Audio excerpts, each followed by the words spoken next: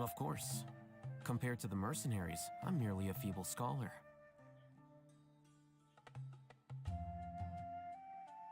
But the advantage of not being a mercenary is that I get to stay in a safer place and offer my strategic insight.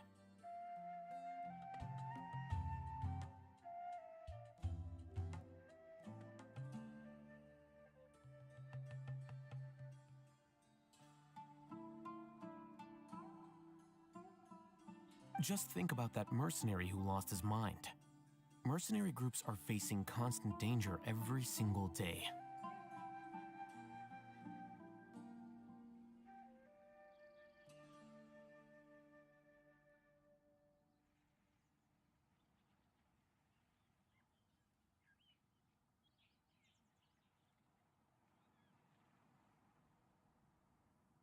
Well, being a scholar is also a high-risk occupation, and you are a scholar.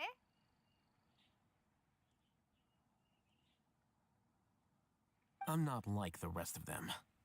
Even among members of the same species, some will exhibit far more potential than others. This guy. Paimon still remembers when those mercenaries in Port Ormos called you a lunatic.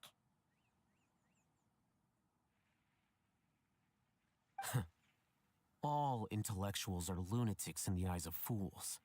I'll take that as a compliment. That reminds me.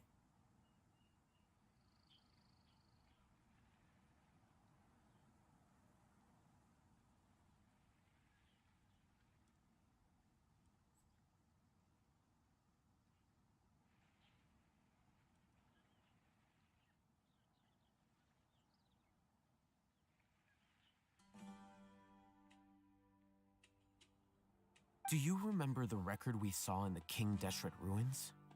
It mentioned forbidden knowledge. You have a good memory.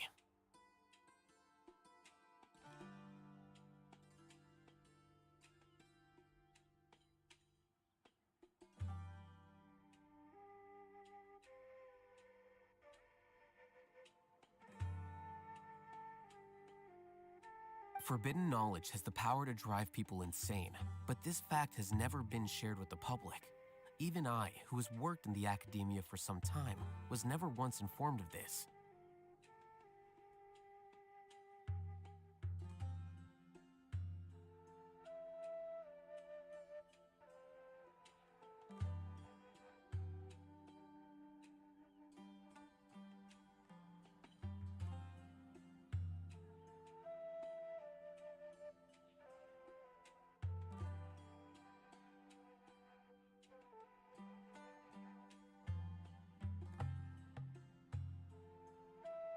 I think those mad scholars and mercenaries we encountered may have all fallen victim to the corrupting qualities of forbidden knowledge.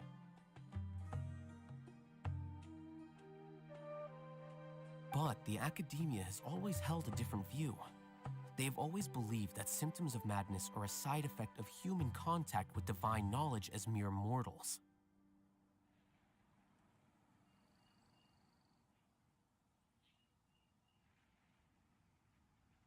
Come to think of it, perhaps the academia has also never understood the true nature of forbidden knowledge, and thus always approached the issue from the wrong direction.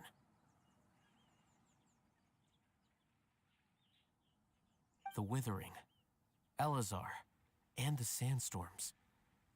Don't you think what is happening right now across Sumeru is rather similar to the forbidden knowledge pollution that occurred in the desert thousands of years ago? But Paimon thought that Irminsul's disease is what caused the withering in the sandstorms.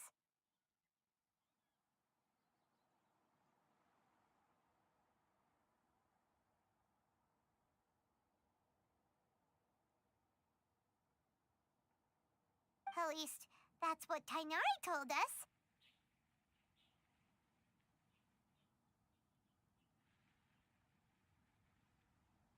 Wait a second. Could it be that? Ah, You've connected the dots. The cause of Irminsul's illness may precisely be the pollution from forbidden knowledge.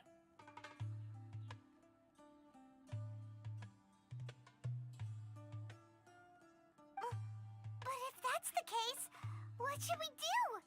This is huge!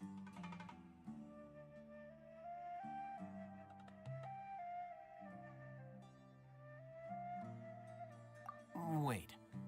Why do you think Lesser Lord Kusanali would have a solution to this situation?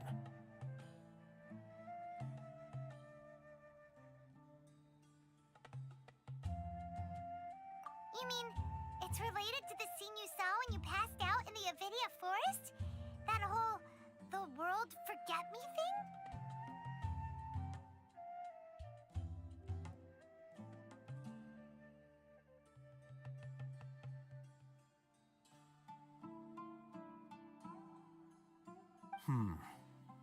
In that case, it's imperative that we rescue Lesser Lord Kusanali.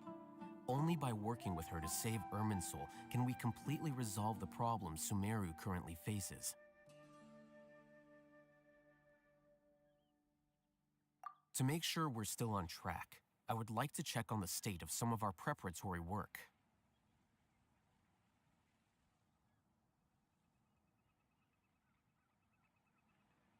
Where are we going? To an Eremite base.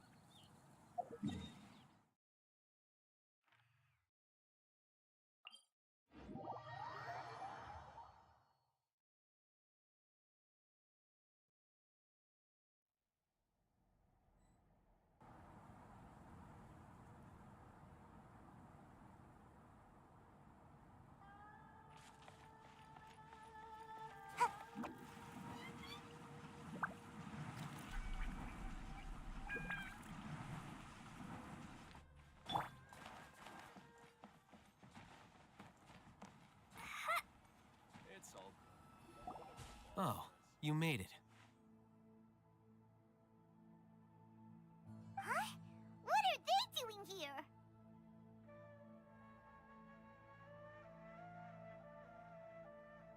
I gave them some technical work to do. Ah, it's the scribe.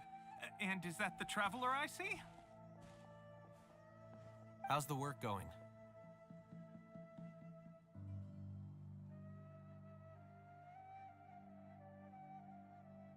Ah, yes! We have fixed the devices according to your instructions. One of them is already ready for use, while the others are still under repair.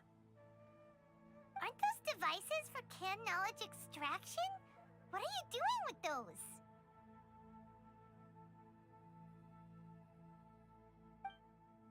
Look here.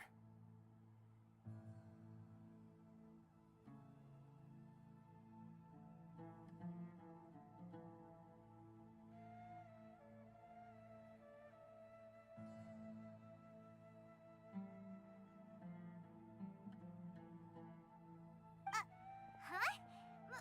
More can knowledge? Are you going to put more weird stuff into her head again?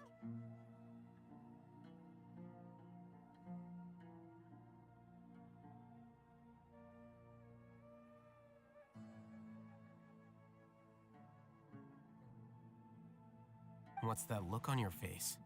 Are you scared? Paimon's a little scared, but very, very furious. That's an interesting response. Anyway, we're not going to use this just yet. As I mentioned during the meeting, this knowledge capsule contains a decree I drew up in the past. The academia should also have their own copy. And according to the plan we just came up with,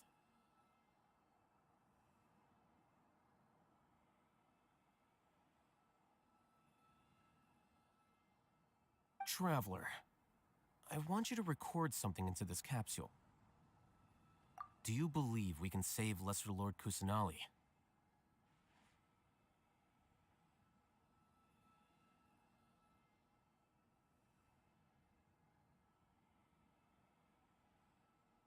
Good. Conviction is the most important part of all of this.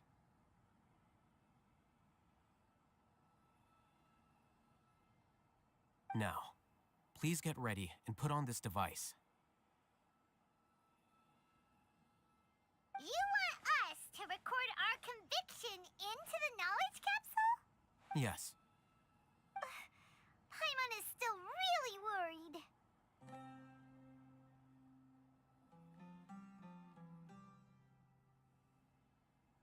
I understand, but trust me, Paimon, this is something we have to do. It's best if you can do as I say.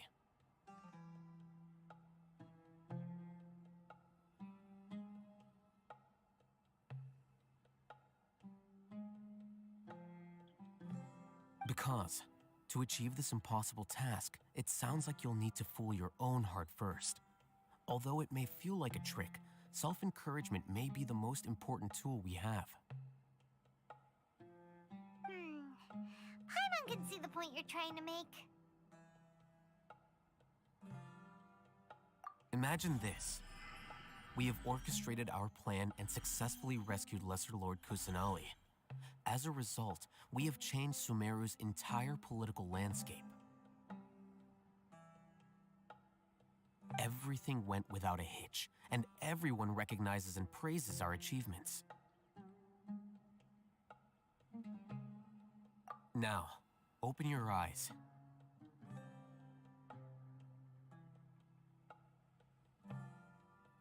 Here.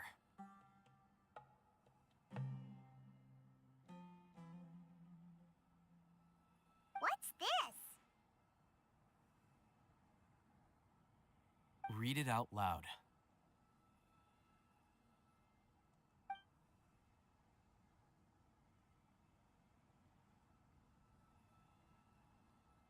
It's done.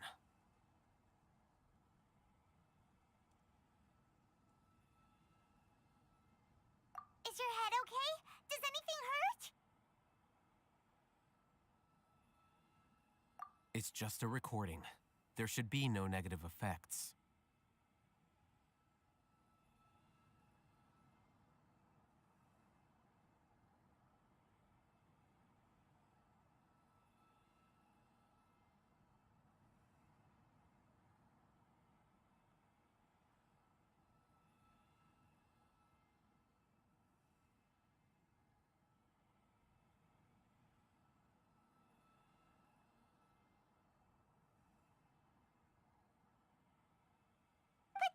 What was the point of doing this?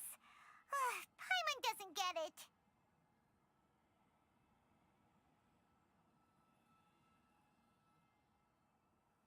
And that's perfectly fine. In any case, these capsules aren't meant to be used by you. Huh? What do you mean? Have you forgotten? Our plan needs to account for those who have long relied on the Akasha. You may find it hard to believe, but for those people, everything the Akasha transmits to them is nothing short of absolute truth. Imagine if you've been using a device like the Akasha since the day you were born, and this device has always supported you during times of need.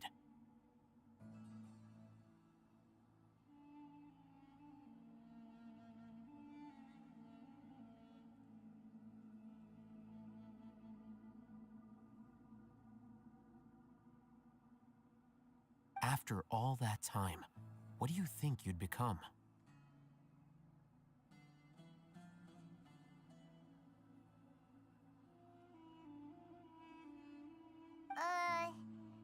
A fool? A machine?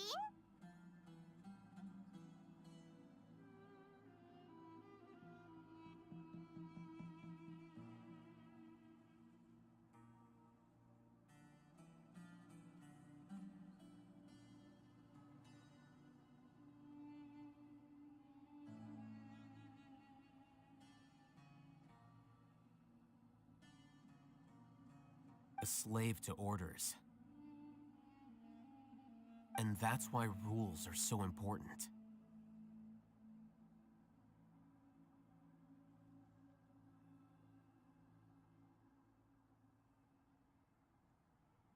In addition, those who understand the rules can delineate boundaries and identify gray areas.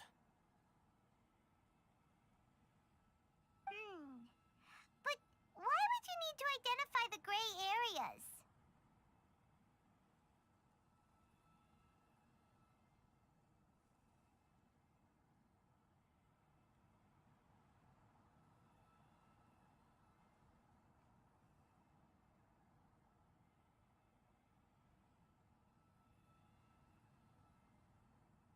You could say that those kinds of ambiguous zones can be very interesting. One might even say they're advantageous in the right hands. Things you're interested in are really out there. Are all Sumeru scholars like this?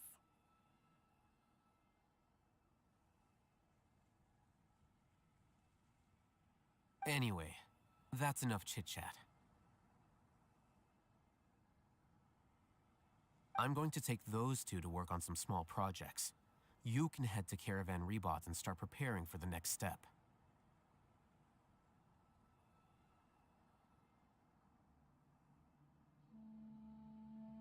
Small projects? We're going to tinker with the Akasha terminal and make a few modifications.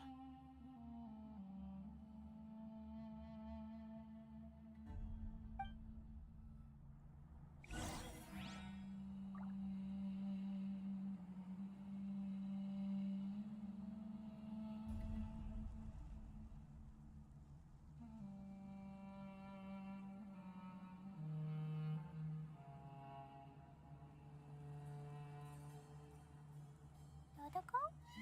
Dodoko, where are you?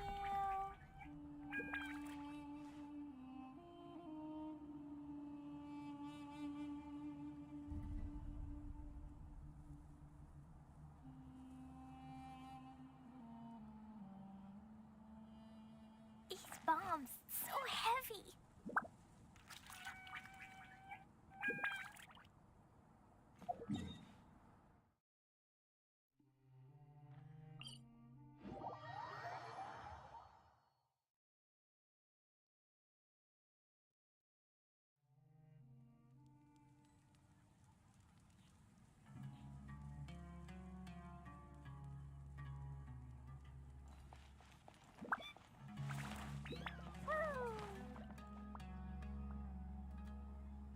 I thought we agreed on a plan.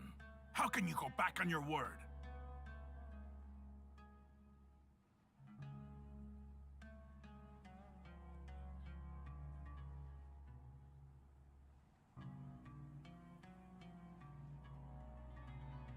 The plan is too radical and carries a high risk for casualties. I've given it a lot of thought. And in the end, I still can't agree to it.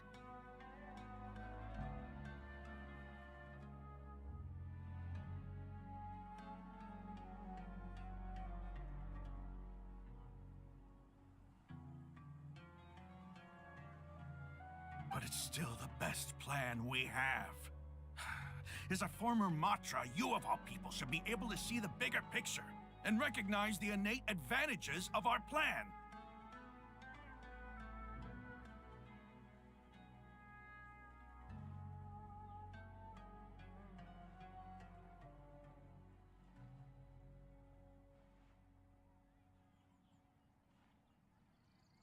I did. And that's how I saw the danger behind these so-called advantages. Alhaitham's plan is even more radical than I imagined. Huh? Why are you guys arguing? My friend, you're just in time. Why don't you help me persuade Sino? He's turned against our plan. We agreed to work out a plan at the meeting. As mercenaries, you're familiar with the local environment, so you'll take care of the specifics. But then, You went to Alhaitham for suggestions.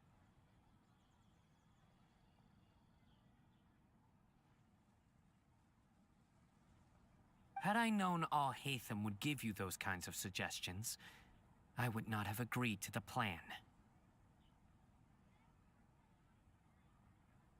Look, you already know that we're all on the same side here, don't you?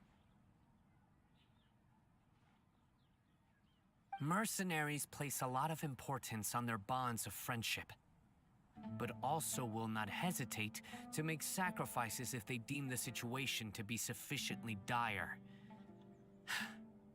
I'm sorry, but as things stand, I can't accept your principles.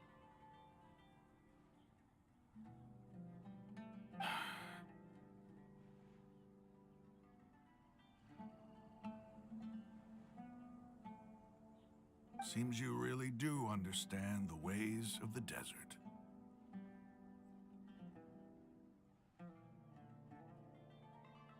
Traveler, Paimon, this is also something you should know.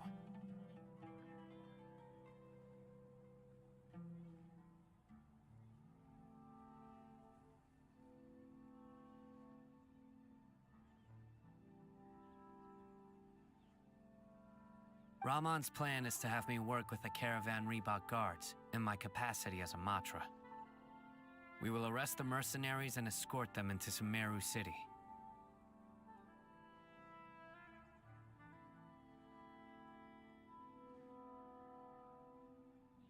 Wait, how can we work with the guards?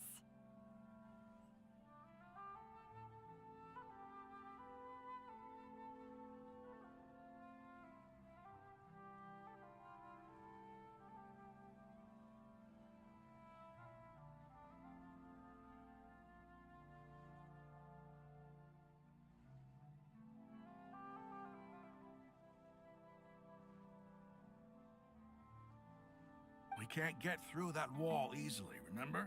Caravan Rebot would never let so many unregistered members of the Eremites enter Sumeru City. My plan will clear us of any possible suspicion, and also let us enter the city as a big group. There is no better way. That also sounds like something Alhaitham told you. Am I right? Doesn't Alhaitham know how dangerous this plan is?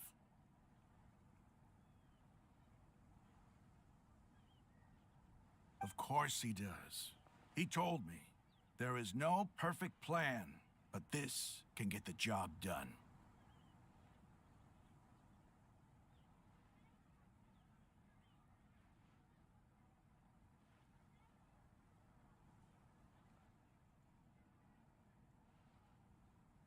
He also said that with the help of Cyno and the Traveler, our chance of success would increase significantly.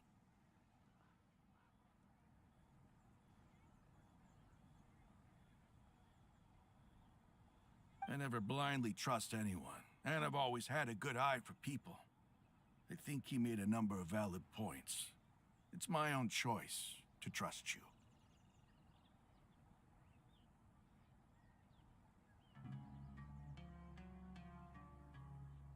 If I make the arrests alone, I can control myself and prevent you from getting hurt. But I can't guarantee that kind of discipline from the guards.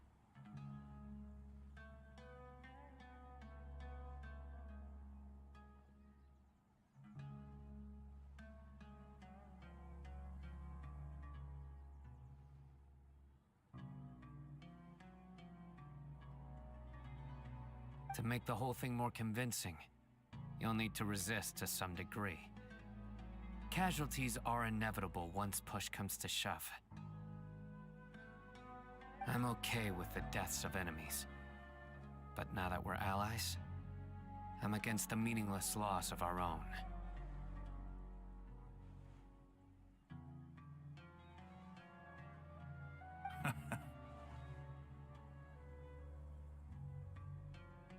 I can't believe a Matra would actually care about us. I've lived a hard life, and I can say that people like you are hard to come by.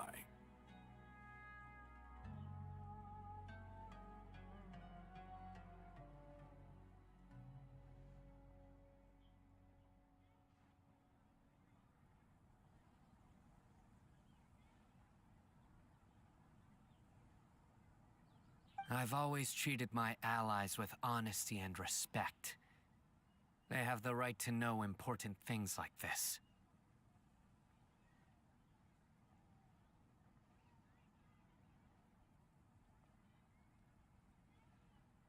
Now you're making this hard for me.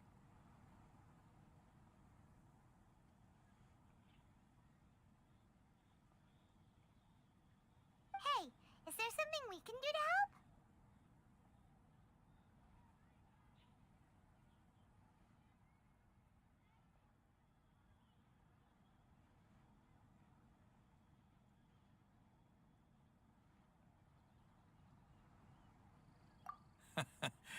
I knew you would say that.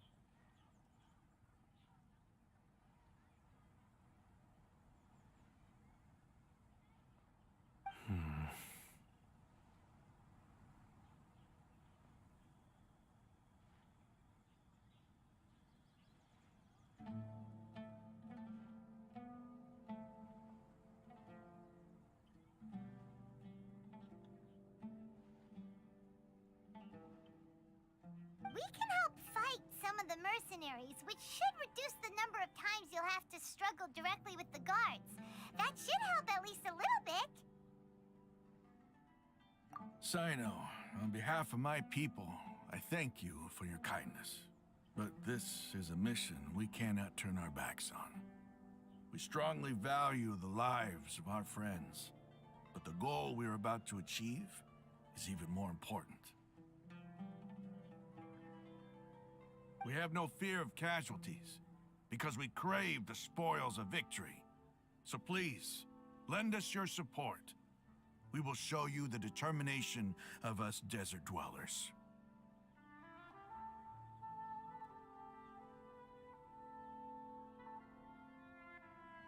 Well, now that you've put it that way, I can no longer refuse.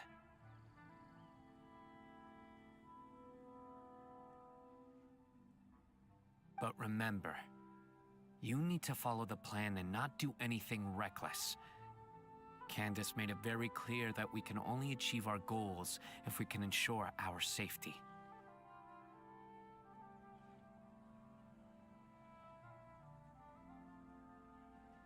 Since you and I both recognize the significance of this operation, there should be no more animosity between the followers of the Dendroarchon and those of King Deshret. Everyone's life is equally important.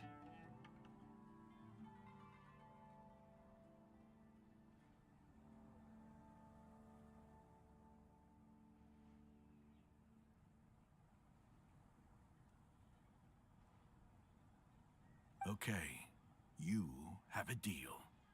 Let's do this for our shared dream.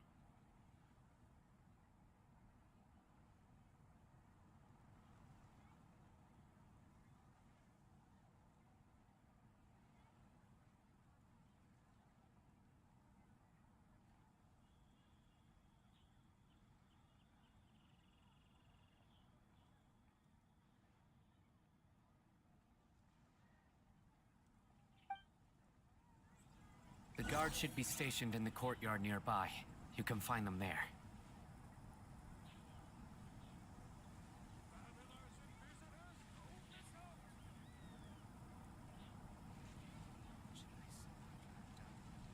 Dodoko?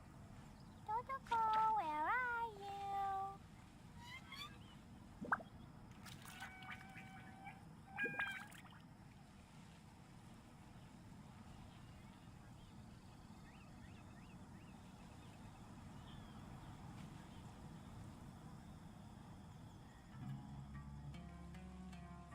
These bombs, so heavy.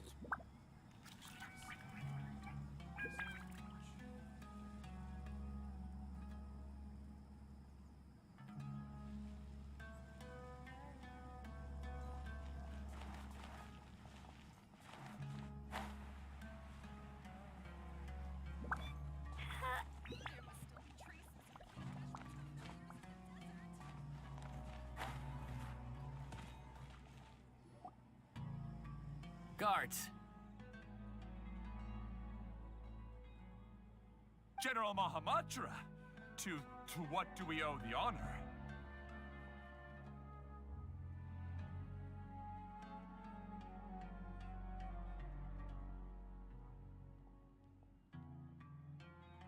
Keep your voice down.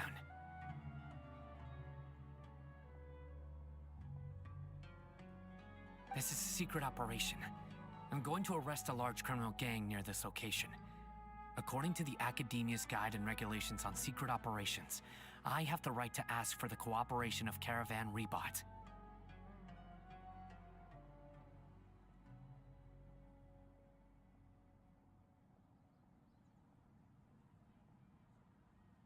Ah, of course, of course.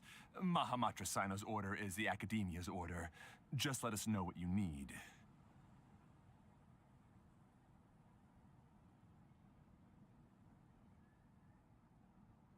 But who exactly are you planning to arrest, and how many people are you expecting? Depending on the scale of this operation, we may need to report it to our superiors. They're a squad of Eremites whose number is comparable to Ain el Akhmar in Port Ormos. They're involved in the theft and resale of supplies from the Academia. As many as Ain el Akhmar? This should definitely be classified as a joint operation. Then I suggest that you report this to your superiors as soon as possible, and treat it as a top priority desert operation. I will need personnel. Got it. Please wait a moment. I'll contact them immediately.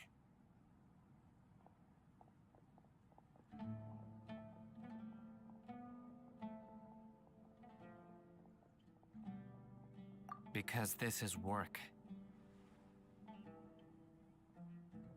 Because I trust you.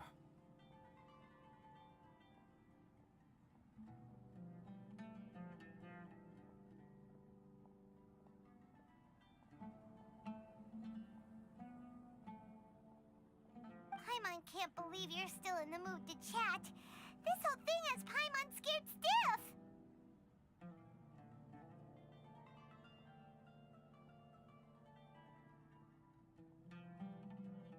Aren't you even a little worried? What if these guards already know that you have betrayed the Academia and are no longer their General Mahamatra?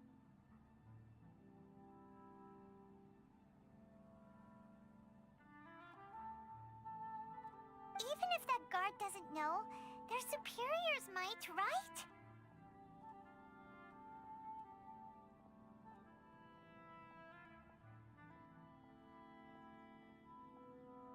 We discussed this, remember?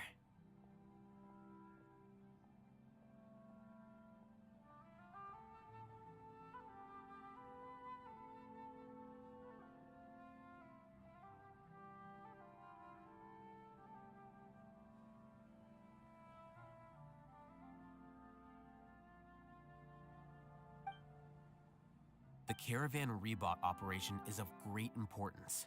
But don't worry, the guards there shouldn't know that Sino has stepped down. How can you be so sure?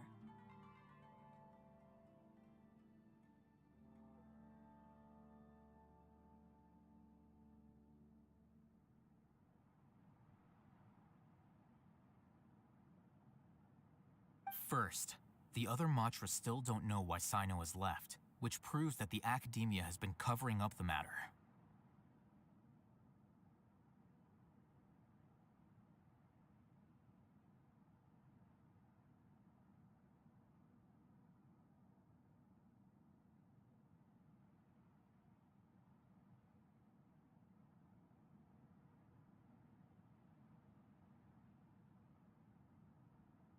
Second, this is a crucial moment for the Academia's God creation plan.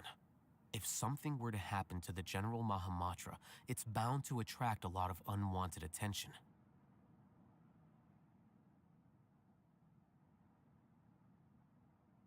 No matter how you look at it, they don't seem interested in sharing the news of Sino's departure.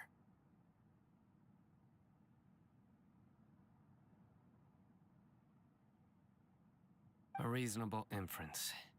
I agree.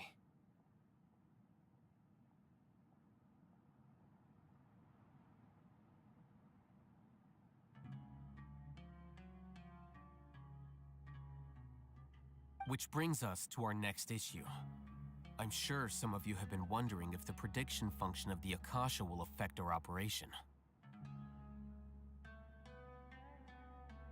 The Akasha is still in operation, so I must remain on high alert.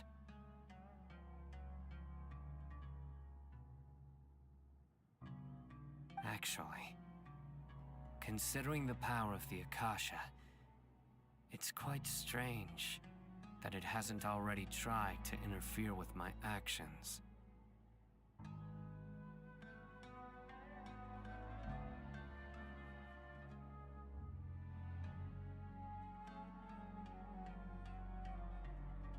I've given that a lot of thought. For now, I don't think you'll need to worry. If you remember, when you first came to Aru Village, all your actions and routes were predicted by the Akasha. It even gave that information to those who kidnapped the village keepers.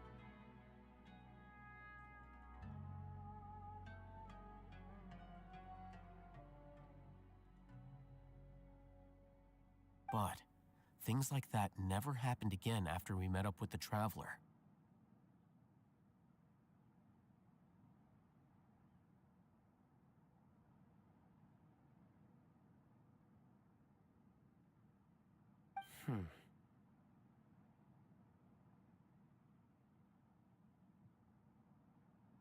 That's true.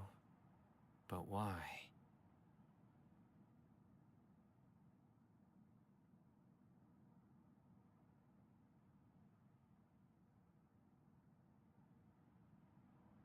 Look at it from a different angle.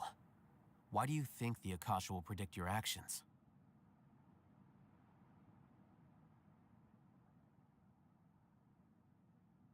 Because my personal data has been entered into the Akasha.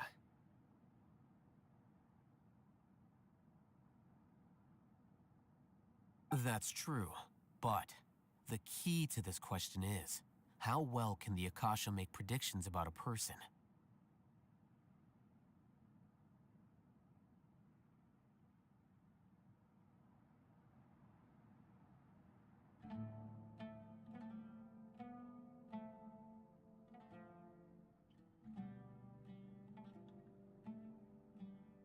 Haven't you ever thought about it?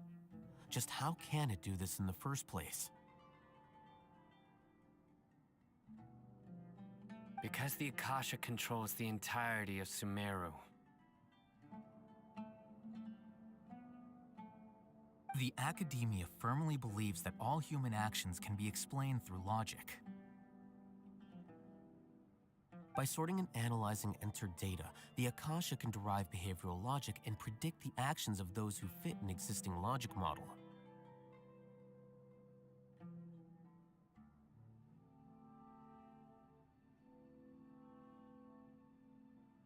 However, at the risk of sounding like an advocate for fallacies, can everyone truly be considered logical at all times?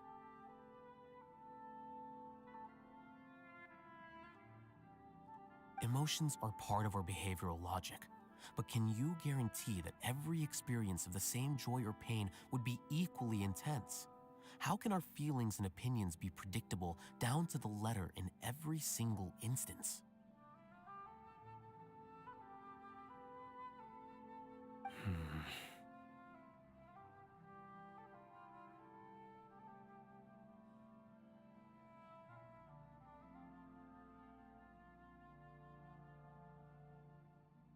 Sino, in the past, you've always worked alone. In the absence of another person who could sway you or your thoughts, the Akasha could produce predictions that were similar to your real-life behavioral principles.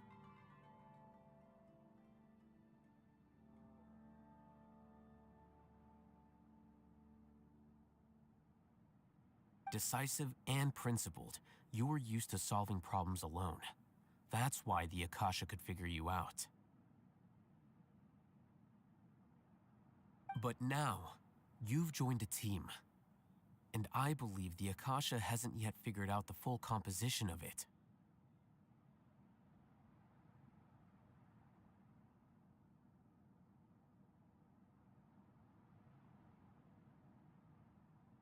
Our thoughts and logic have intermingled and weaved themselves together to become a complicated, chaotic mess. Any one of us could potentially disagree with another.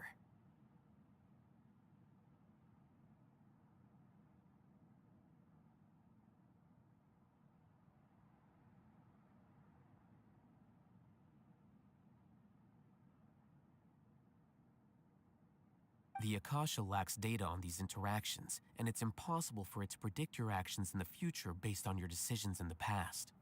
After all, there's probably a limit to just how much we can be modeled or controlled by data.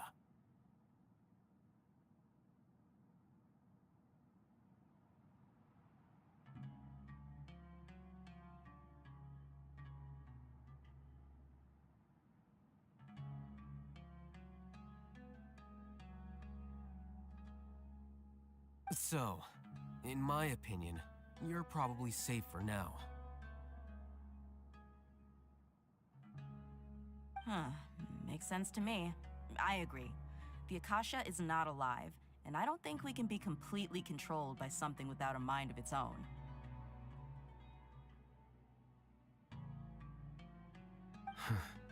Is that so?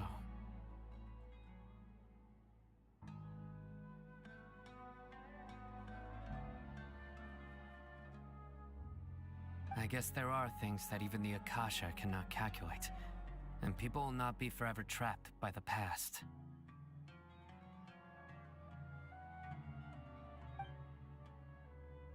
Whew. Paimon's so glad that this is settled.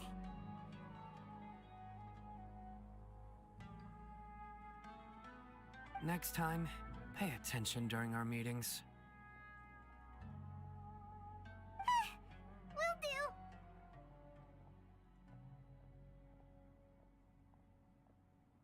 Just remember to stay vigilant.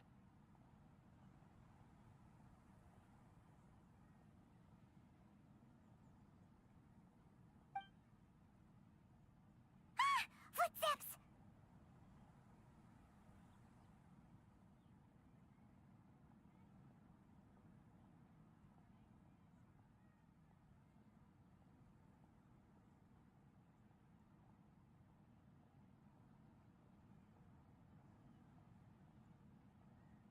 General Mahamatra, we were not expecting your presence here.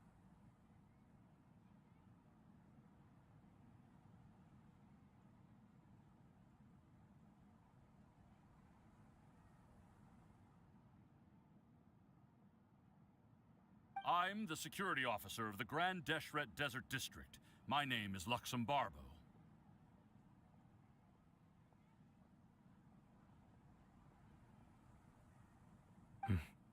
This is my assistant, the Traveler. She will be working with me. The construct next to her is for her work.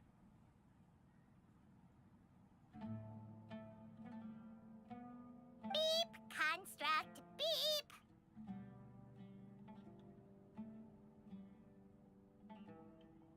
What a great honor to meet you. Your golden hair is as bright as the sun. And, is this the latest technology from the Academia? Have you made a decision regarding the matter I mentioned to your subordinate? It seems to be a dire situation, so of course you will have our full cooperation. To be perfectly honest, I've always longed to go on a mission with someone as well known as yourself. There's no need for flattery. Yes, sir. Take your most elite platoon and follow me to the eastern...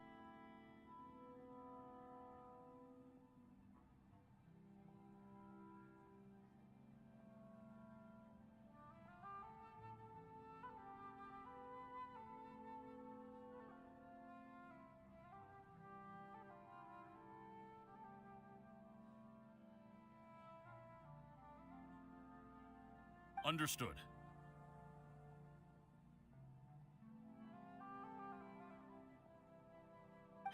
Map.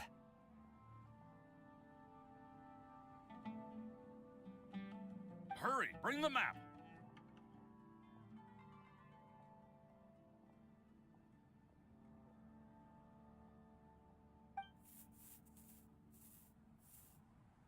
In 2 days, we will engage Rahman's Eremites and capture all of them. Any questions about the time or location? None at all, sir.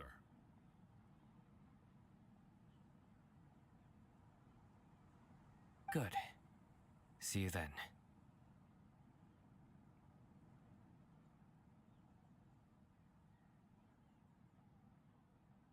Yes, sir.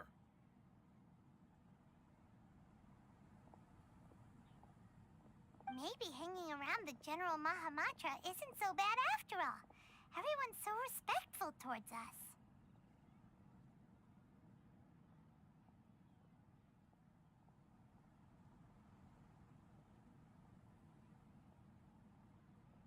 This is all due to the absolute authority of the Academia.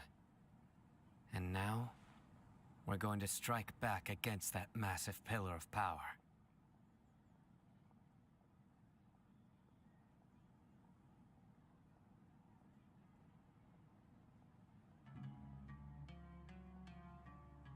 Get ready. We will move out in 2 days.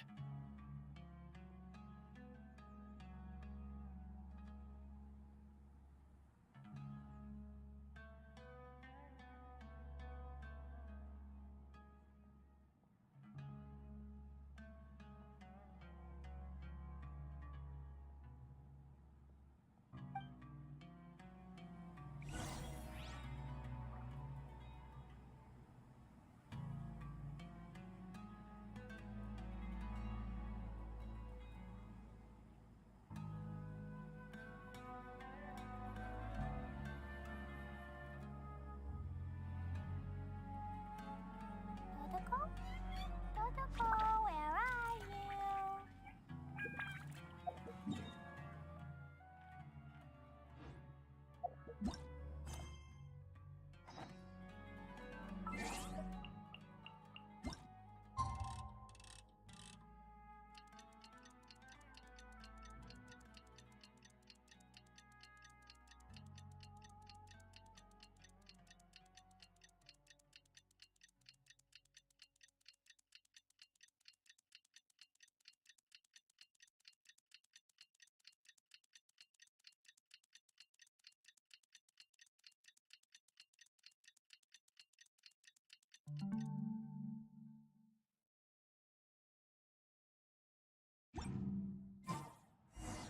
It's time for the operation! Let's go meet Sino in the desert!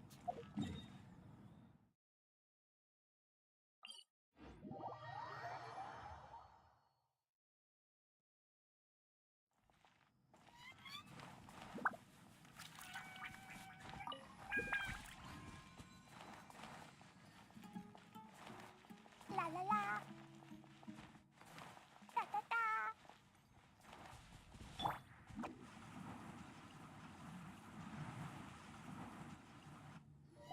Look! Over there! Our helpers have arrived already!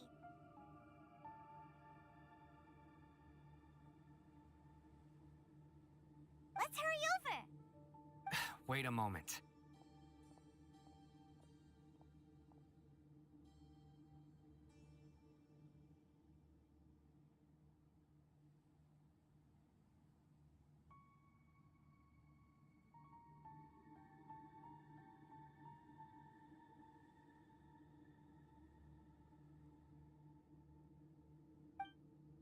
Ah!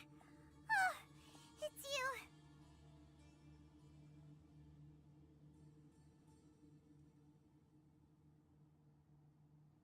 You're my assistant, remember?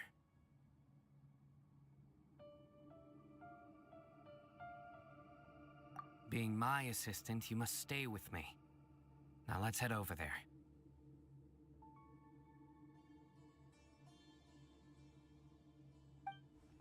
It's General Mahamatra and his assistants.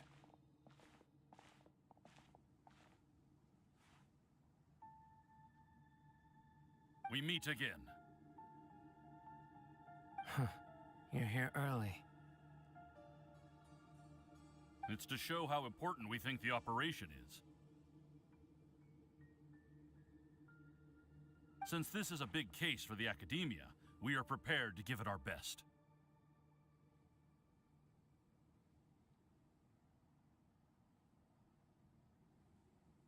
I'm glad to hear your sense of resolve.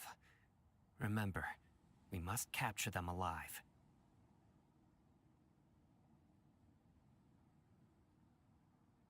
They are our only leads for the case. If they die, we will be unable to continue the investigation.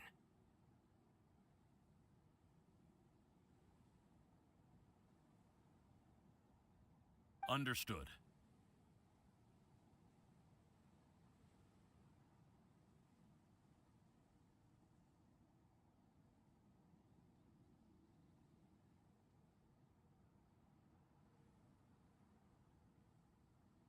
Everyone! The Eremites are approaching from the west!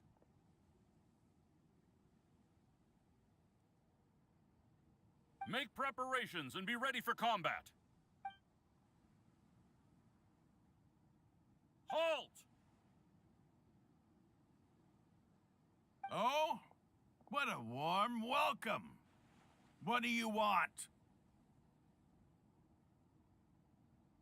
Judging from those shiny weapons in your hands, it seems like you're not interested in a deal.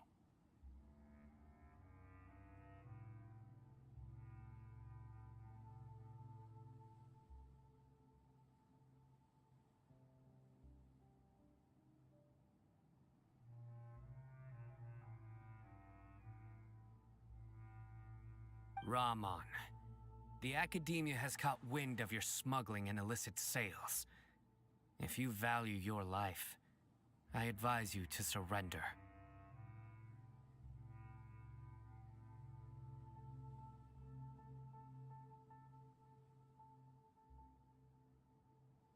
Who are you supposed to be? A Matra from the Academia? I can't believe you came all this way just to catch us.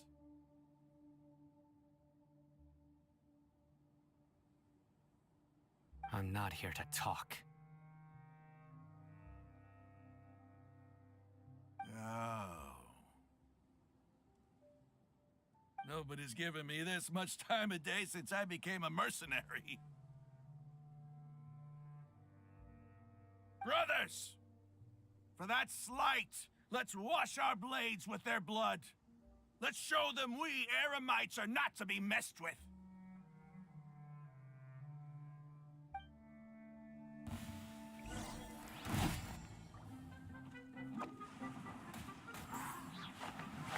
Can't catch me!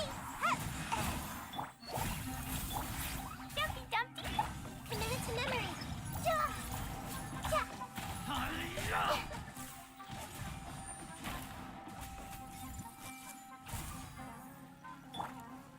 Pew!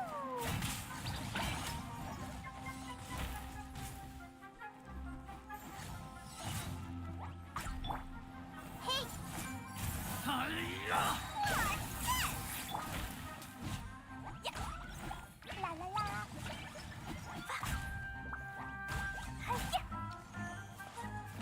Hi-ya!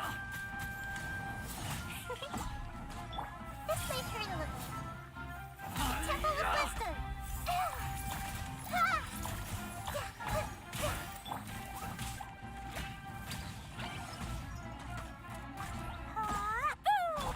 More inside! Grow, grow, grow! Ja! Ja! Ja! Ja! Boing, boing, boom! Da, da, da!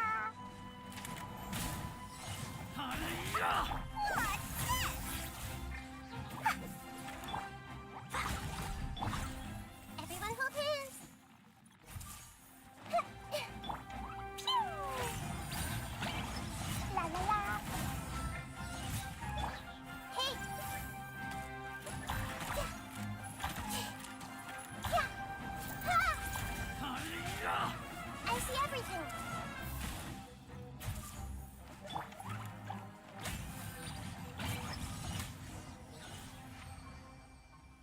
It's over.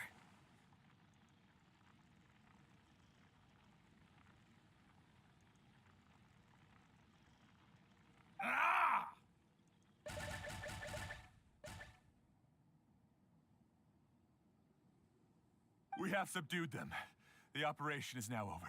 All Eremite mercenaries and related personnel in the area have been arrested.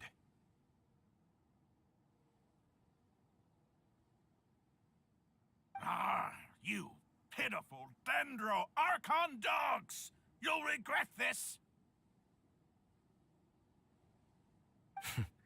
I'm afraid you'll regret it first. King Jeshred will curse you, and you will all!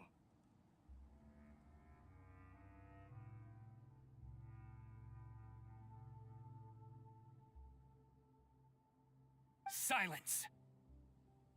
Oh, Restrain them and take them back to Caravan Rebot. Count their numbers and send them to the Academia as instructed by the General Mahamatra.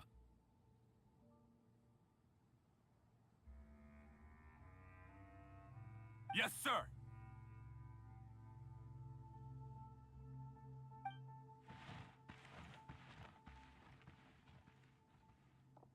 Mahamatra Sino, I will now take my leave. If you need further assistance, please come to Caravan Rebot and ask for me. Understood. You are dismissed.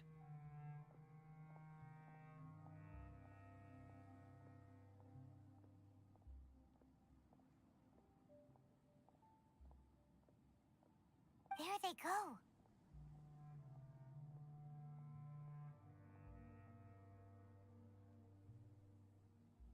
Let's talk elsewhere.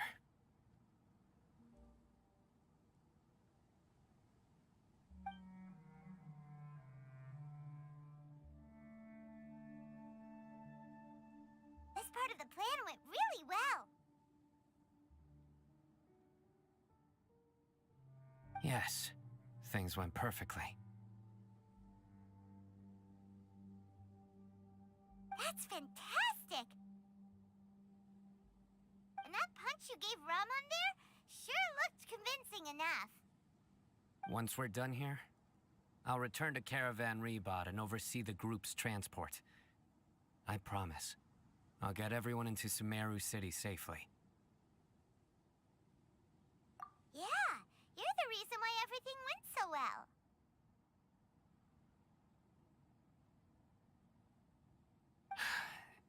It's not the time to celebrate yet. I believe Dia should already be waiting for you. Go join up with her. She will need you to introduce her to Tighnari.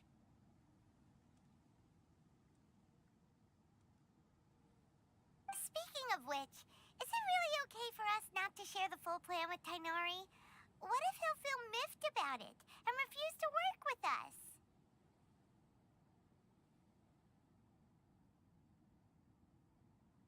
I have a very close relationship with Tighnari. Given how well we know each other, I believe my message alone should be enough to bring him to our side. He knows I won't make jokes about things like this. If we need help, Tighnari is the best option. Get ready for the next phase of the plan. Don't keep them waiting.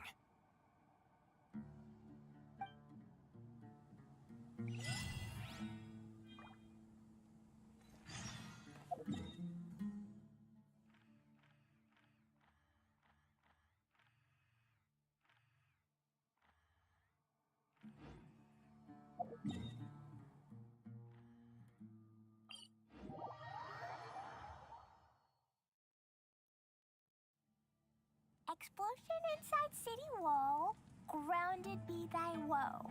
Explosions can hurt people, Jinn can be dreadful. Mondstadt be bombed, click. Dia! We're here!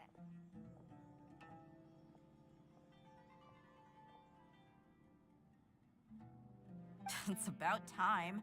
Didn't you say our part of the plan is the most important of all? And here you come rolling in late.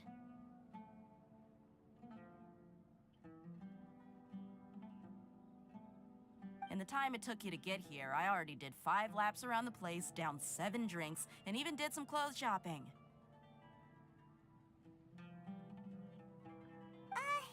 Sorry. We didn't didn't mean to keep you waiting.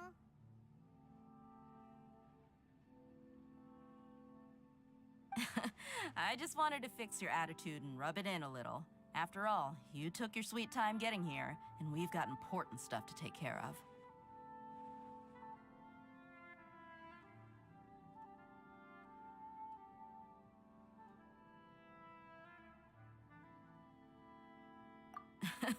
I just like seeing that serious look on your face. All right, I'll stop. All joking aside, I'm glad you're here. Let's get moving and take care of this as soon as possible.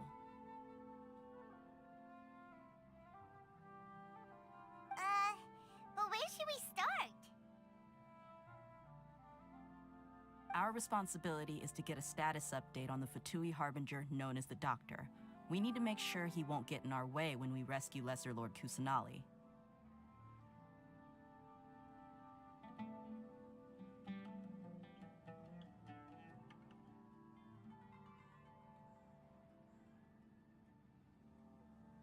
Dealing with an institution that controls all of Sumeru is already hard enough. If the Doctor were to crash the party, it would be next to impossible for us to achieve our goals.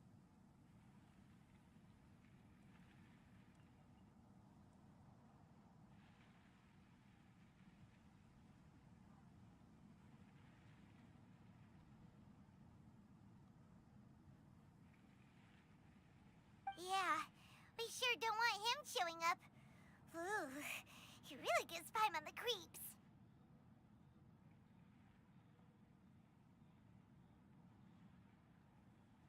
Right? Hearing his name just reminds me of those stuffy old geezers in the academia.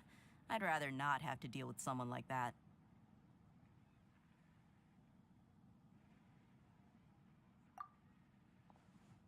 According to the plan, we should first go to Pardis DI and ask for Forest Watcher Tainari.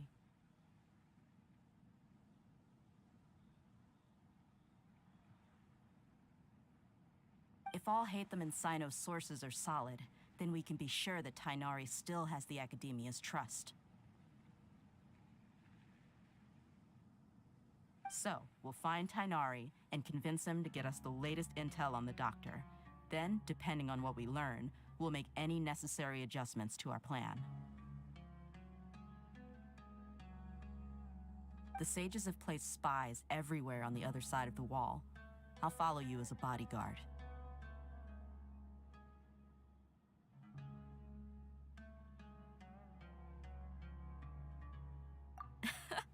You should be honored. I don't offer my services to just anyone you know. But Paimon thought mercenaries would do anything for Mora. That's certainly true. But when multiple employers are vying for your services, you should always go with the best offer. Let's see. If I were to charge you a bill, I guess I can apply a discount.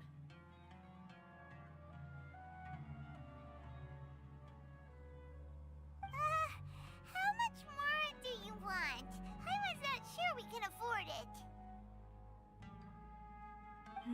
How much do I want? Hey, how about paying me with a smile? What do you say?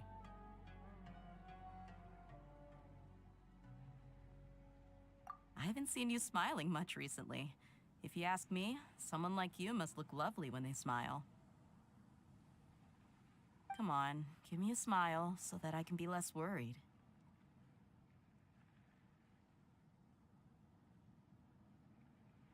Looking good! I hope this pretty smile will become our lucky charm. There are many kinds of smiles, but only a truly joyous one can bring blessings to others. Let's consider this smile a down payment for our future victory.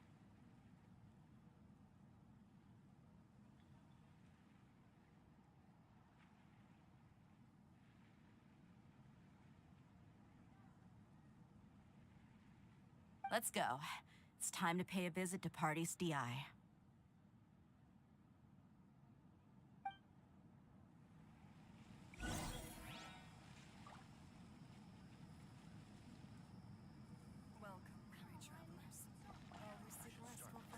Next on-site investigation. What should I sell?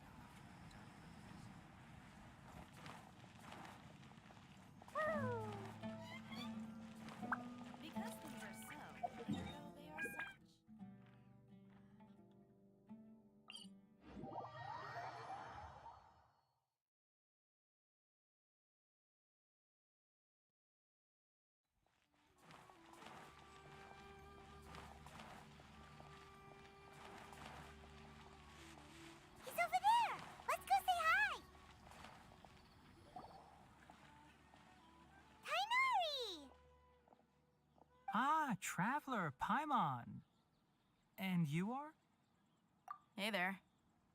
This is our friend Dia. She's an Aramite mercenary.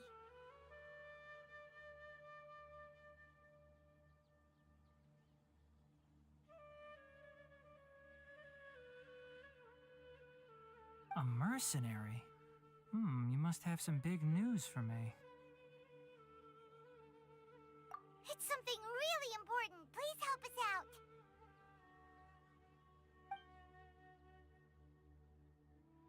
All right, then follow me.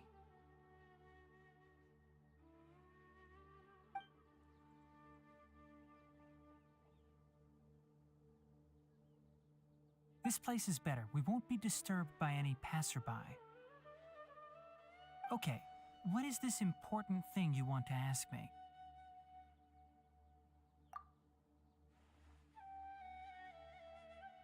The doctor, huh? He's that strange-looking Fatui Harbinger with the mask. Paimon thinks he has blue hair. Yes, I know him. Actually, he left Party's DI just a little while ago. He left already? Yeah, he came looking for me. Can I ask what it was about? Sorry to ask you like this after having just met, but your answer is very important to us. For now, all we can share with you is that your friend Sino is working with us.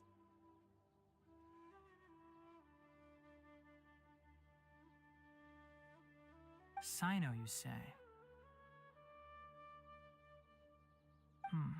I see. So that's why he hasn't been at the Academia. Okay. I will answer your questions and will assist you any way I can. You don't have to tell me everything that's happened.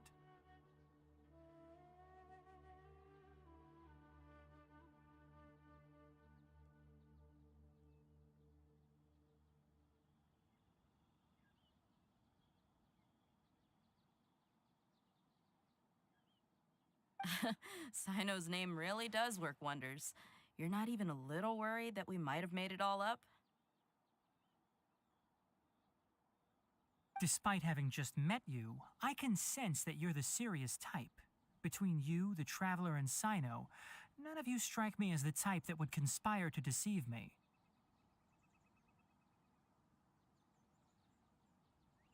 You don't need to tell me anything you don't want to. I'll also get straight to the point.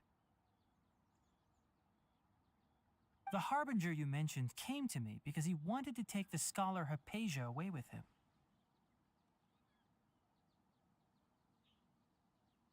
Hypatia? Why would he want her? And what do you mean by take away? Is he planning to leave Sumeru?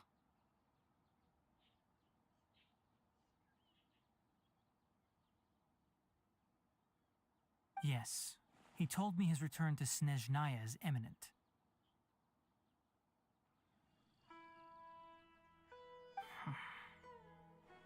So you mean... you're leaving this place soon? Indeed. Otherwise, we could have perhaps talked a little more.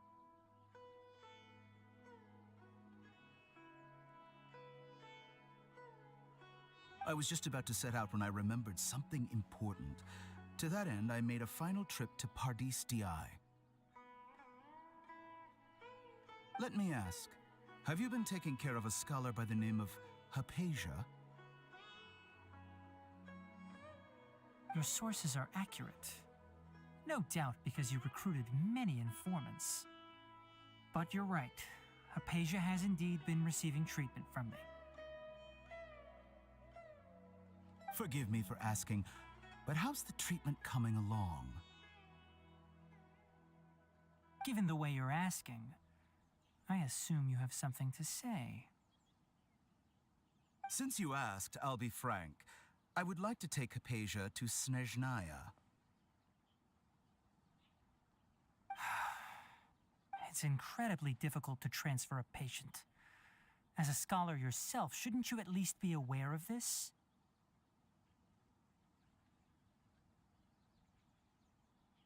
Oh. I can't believe your utter lack of faith in me, to the point of even questioning my general level of knowledge. How unbefitting.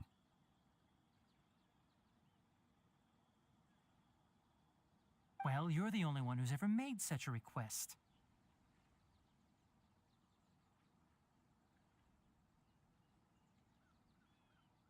I have my ways of keeping her safe during the journey. In addition, I can also promise that under my care, Hypatia will receive the most advanced and effective treatment. I will personally supervise her treatment and see to her recovery. Would that be agreeable to you? Hypatia was born in Sumeru and remains a scholar of the Academia. Her situation has not become dire enough to necessitate her transfer to another nation. Transporting her to Snezhnaya is risky, and the potential benefits are unknown. As the person currently responsible for her treatment, I cannot possibly sign off on this transfer. Your suggestion is rude and reckless. I'll pass. I don't know much about the doctor, but after talking with him, I realized that, just like many other scholars, he possesses an aura of arrogance that I've come to detest. It's not so much that he's looking down on others, but more that he's so confident in himself and his abilities, to a point of near insanity. I would never refer a patient to someone like him. I prepared myself for a protracted battle of wits, and was really surprised to see him just give up on the topic. Still, his reaction really concerned me.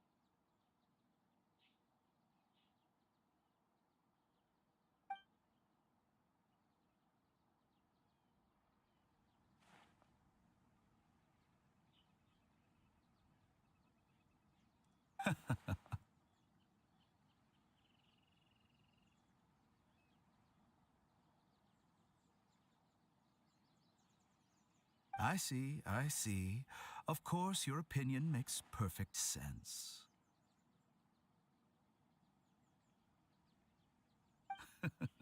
You're still young, but already quite stubborn. I must say, you are not like what I had expected.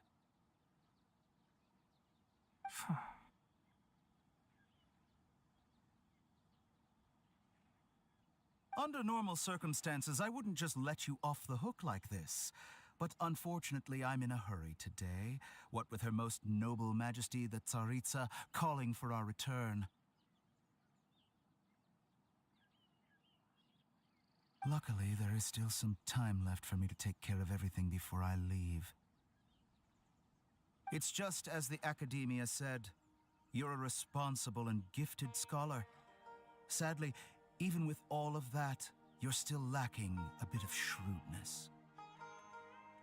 And that's also why people like you can never realize that sooner or later, everyone must pay the price for what they've learned.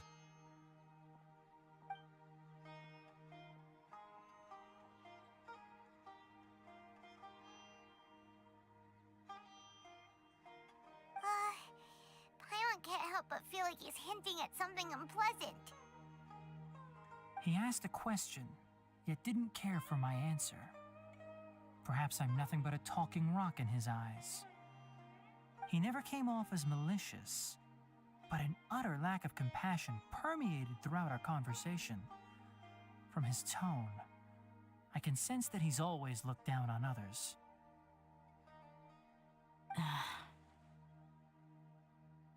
I can barely believe it myself.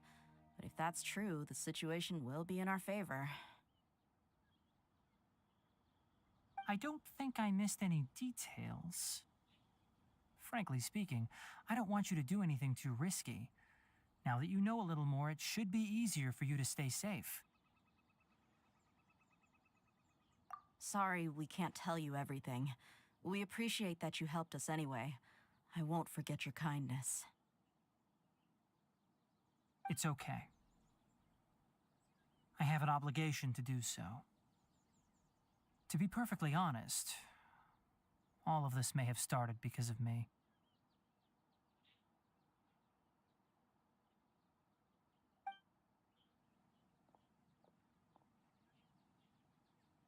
Recently, my master wrote several letters to me, asking me to return to the academia and assist him with his research.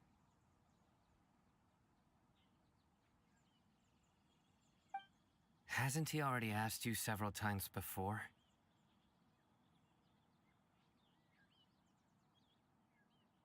Yes, but there's something off about this most recent batch of letters. The handwriting and tone are both familiar, but some details have been omitted.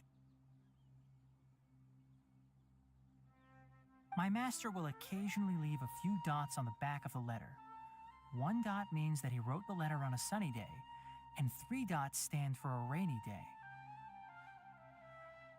This has been a habit of his for many years, but I didn't find any dots in his recent letters. I believe something may have happened to him. I get it. Since you are always at Gandharvaville, you would like me, someone already working at the academia, to investigate this matter, right? I'd like to ask you to do that for me. If you can keep yourself safe, please withdraw immediately at the first hint of danger. I can do that, but I have a feeling it won't be that simple.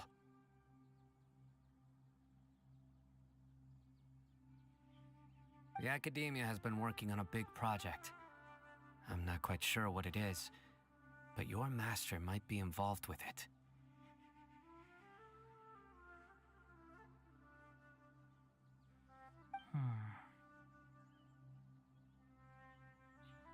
If the higher-ups really are hiding something, then it will be difficult to remove myself from the situation once the investigation starts. If the situation becomes critical, I'll leave the academia. If you don't see me there for an extended period, that's your cue.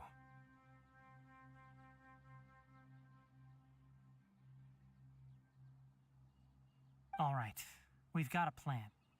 I'll stay at Gandharvaville to support you.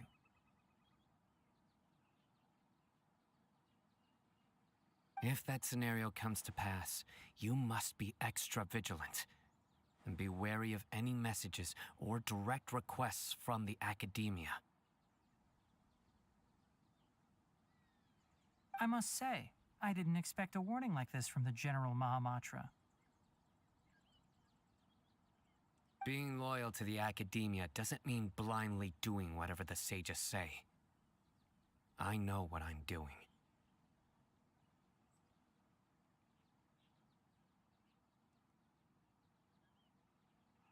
On that note, aren't you also being quite distrustful of your alma mater?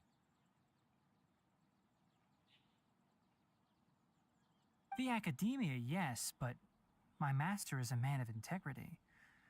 Even when I was a student, I was worried he'd get in trouble for sticking to his beliefs.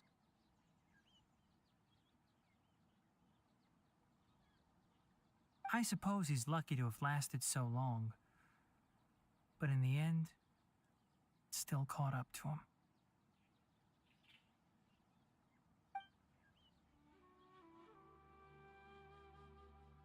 I see.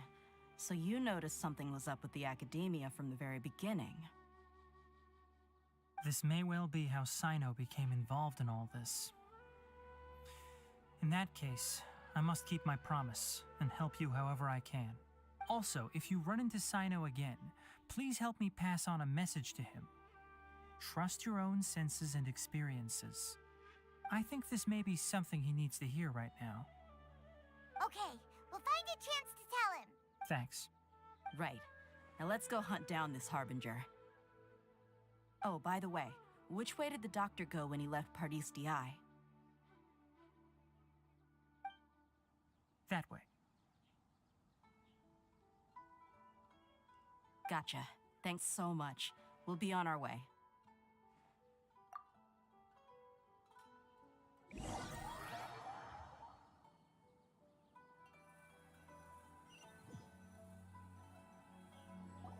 According to Tighnari, the doctor is leaving Sumeru soon. I want to check if the doctor was actually telling the truth. He also said that he'll take care of everything before he leaves. What did he mean by that? We need to be extra careful when dealing with a person like him. Just to be safe, let's chase him and see what we find.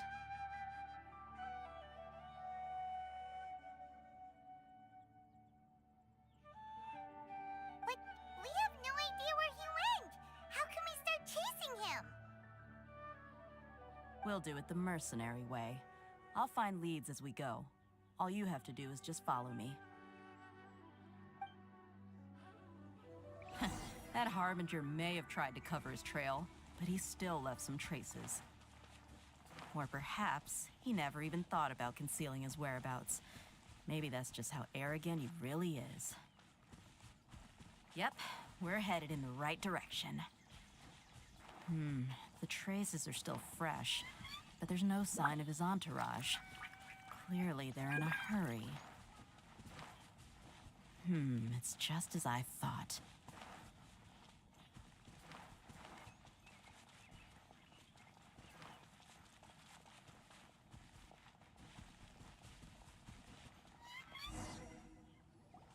We can stop here. I think I know where the doctor went. To the south of here is Port Ormos, which seems to be where they're headed. Port Ormos? They're going to leave by boat? That's right. Let's go to the port and have a look for ourselves.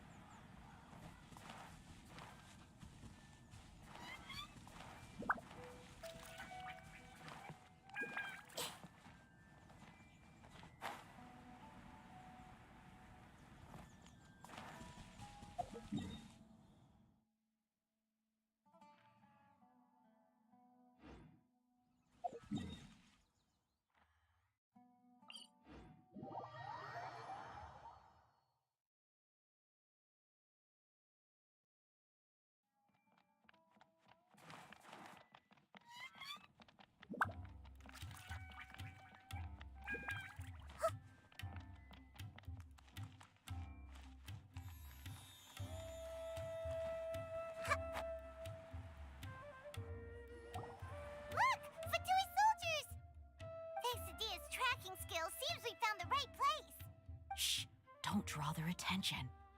The port is crawling with Fatui soldiers. Let's keep going and see what we can find. Now this is a proper farewell ceremony for a Snezhnayan Harbinger. The Lord Harbinger is leaving. I've still only seen him once or twice.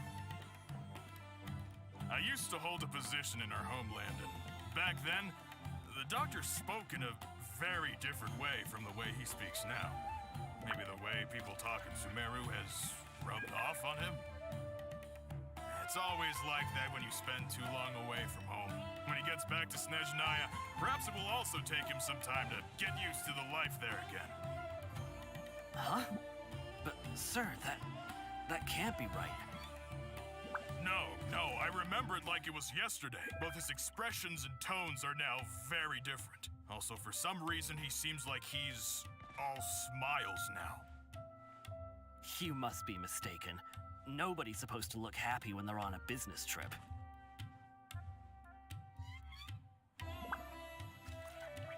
The doctor is on that boat. So he told the truth after all. He is actually leaving Sumeru. Let's get closer and find a place to hide so we can observe him.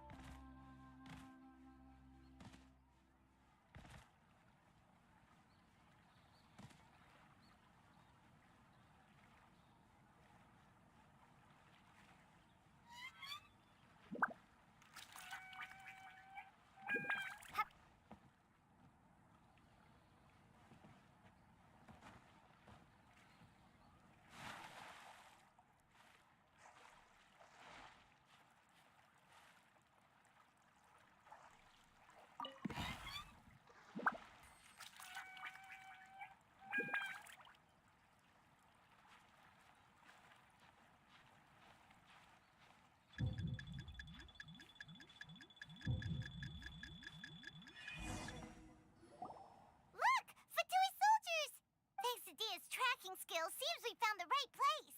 Shh! Don't draw their attention. The port is crawling with Fatui soldiers. Let's keep going and see what we can find. Now this is a proper farewell ceremony for a Snezhnayan Harbinger. The Lord Harbinger is leaving. I've still only seen him once or twice. I used to hold a position in our homeland, and back then, the doctor spoke in a very different way from the way he speaks now. Maybe the way people talk in Sumeru has rubbed off on him. It's always like that when you spend too long away from home. When he gets back to Snezhnaya, perhaps it will also take him some time to get used to the life there again. Huh? But, sir, that can't be right. No, I remember it like it was yesterday. Both his expressions and tones are now very different. Also, for some reason, he seems like he's all smiles now. You must be mistaken. Nobody's supposed to look happy when they're on a business trip.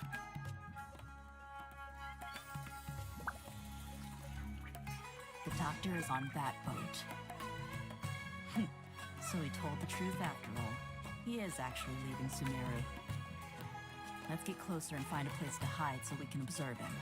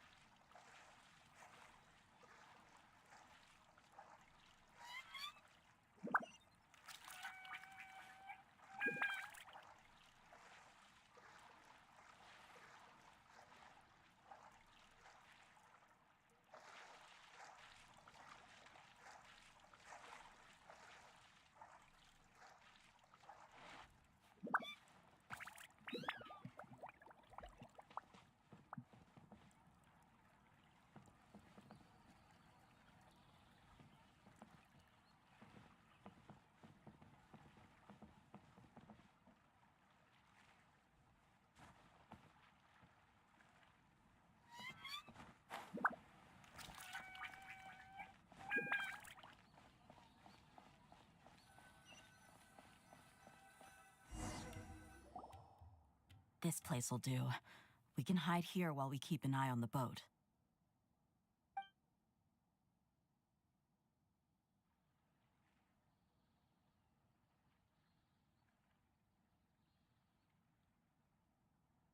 Uh-oh. He saw us. Huh? Is he waving at us? It's time to say goodbye. Wait, is he the only person on the boat? You mean there's nobody with him? And where are all the soldiers we saw in the port just now? They were all here just a few minutes ago, but now they vanished. So this was a trap. Wait, don't tell me that. Luckily, there is still some time left for me to take care of everything before I leave. Oh no. They might be after Hypatia. Let's get back to Party's DI. Huh? What do you mean?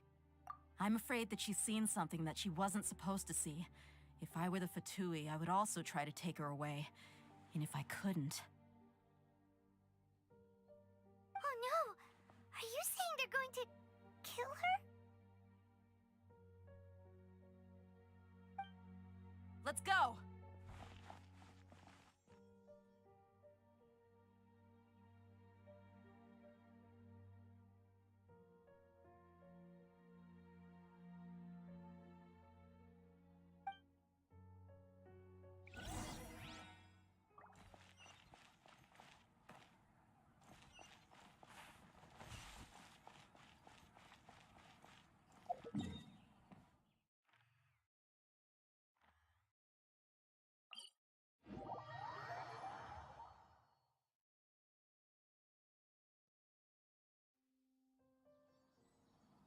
Paradis Di is not a place you Fatui can just show up and do as you please.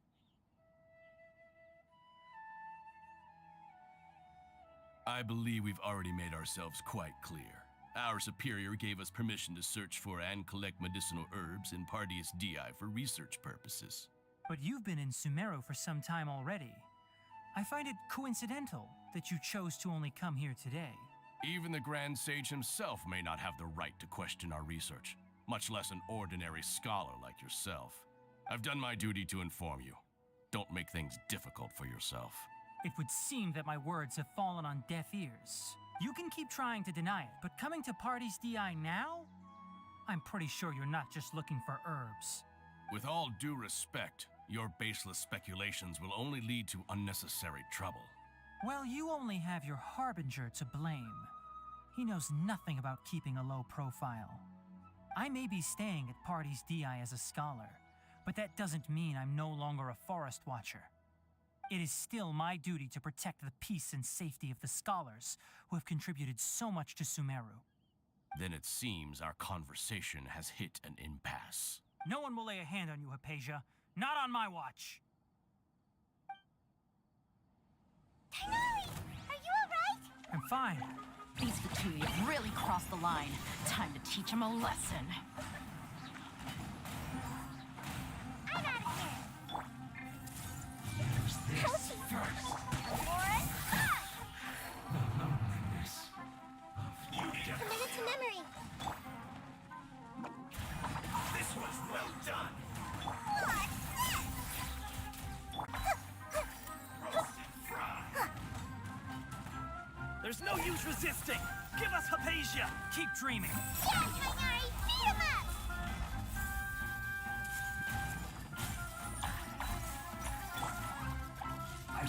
Dumpty Dumpty Go!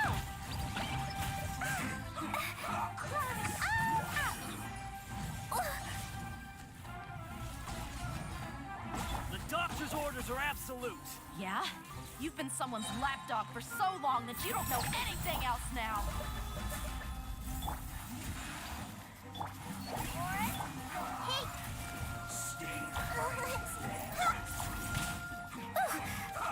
Fine, go! This isn't good. Yeah.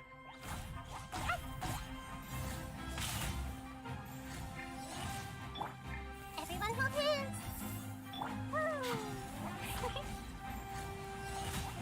Jumpy, Dumpty, go!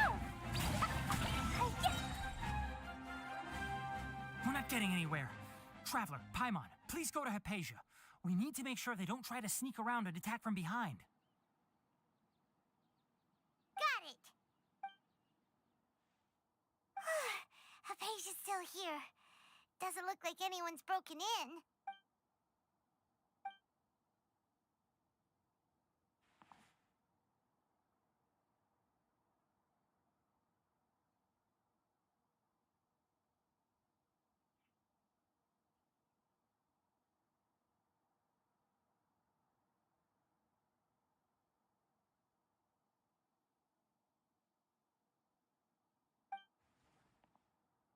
Well, how is she? Oh, that's good.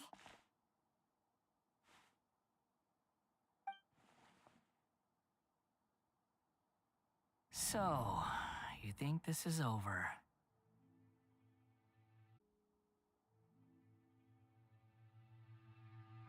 What? The Balladeer is here?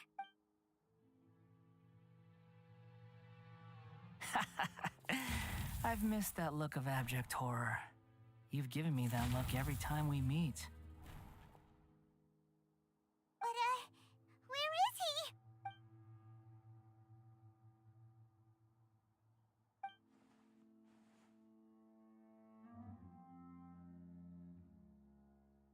I can hear all of your thoughts, you know.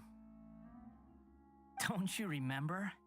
I already saw you the first time you came to Paradis Di and made contact with Hypatia. I didn't need to do anything. It is her honor to be able to connect her consciousness with me. Who are you talking to? It can't be the Balladeer, right? That's impossible! I know you must be curious. I might as well tell you that I decided to enter Hypatia's consciousness the moment I sensed your touch.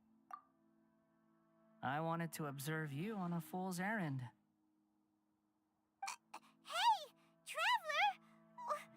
What are you doing? My deification is nearly complete. All that's left now are just some final details. Do you understand? Even if you manage to rescue Lesser Lord Kusanali, it will be impossible for you to defeat a bona fide god like me. Is it wise to force that childlike god into a divine battle against me? Scholars consider the God of Wisdom to be the sum total of their faith. It's how they can justify reverence for a god as they construct it. But this also shows that humanity's worship of gods is a combination of blasphemy and exaltation. It's truly laughable. Yes. What is it? Yeah, I'm in a good mood, which is why I'm talking to you like this. What do you mean?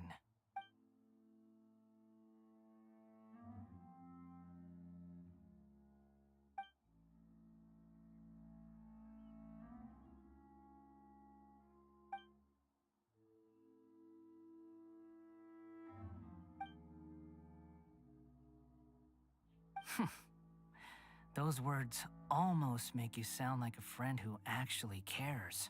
But you're wrong. I'm different from all of you. I was born to become a god.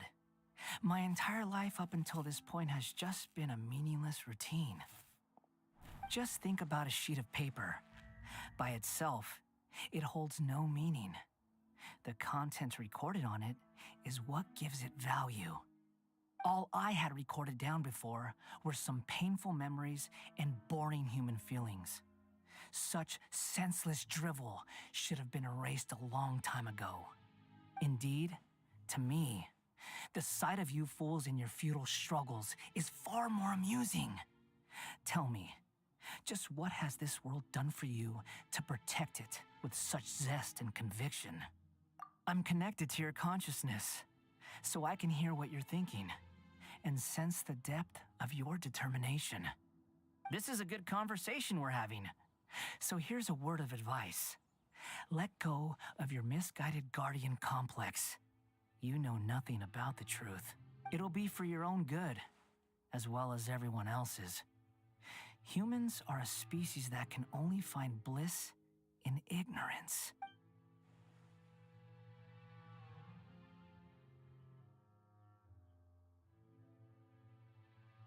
Ah, you've seen my affection for her. If you were in my position, I think you'd feel the same way. She peered into my consciousness and saw my past. Someone like that is qualified to become my first follower. All gods need followers. So Hypatia has been chosen.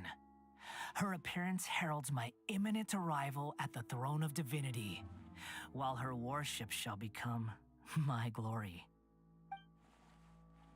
You're doubting me again? No matter. Soon, you'll know what kind of authority you're challenging. Who wants to hurt my devout follower?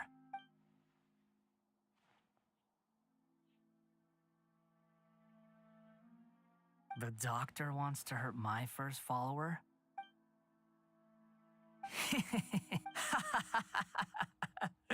How very amusing. Has anyone ever told you that you're not good at sowing discord? The doctor has never known his place. Even now, the puny human thinks himself capable of interfering in the business of the new god. You're still too naive if you think a few words will be enough to convince me to destroy the doctor. But I'm willing to give you a gift, just like my expression of affection towards Hypatia. It is an honor for you to be able to stand here and speak with me. As my listener, you will be rewarded. Both good things and bad things can be called gifts. After all, gods have never needed to be reasonable. Paimon hears thunder! That person Paimon couldn't see was the Balladeer? Oh, he sure chatted with you for a while.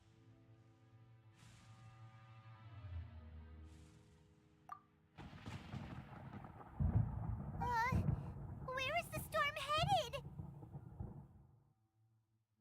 That means anyone outside is in danger! Let's go! Tighnari and Dia still must be fighting!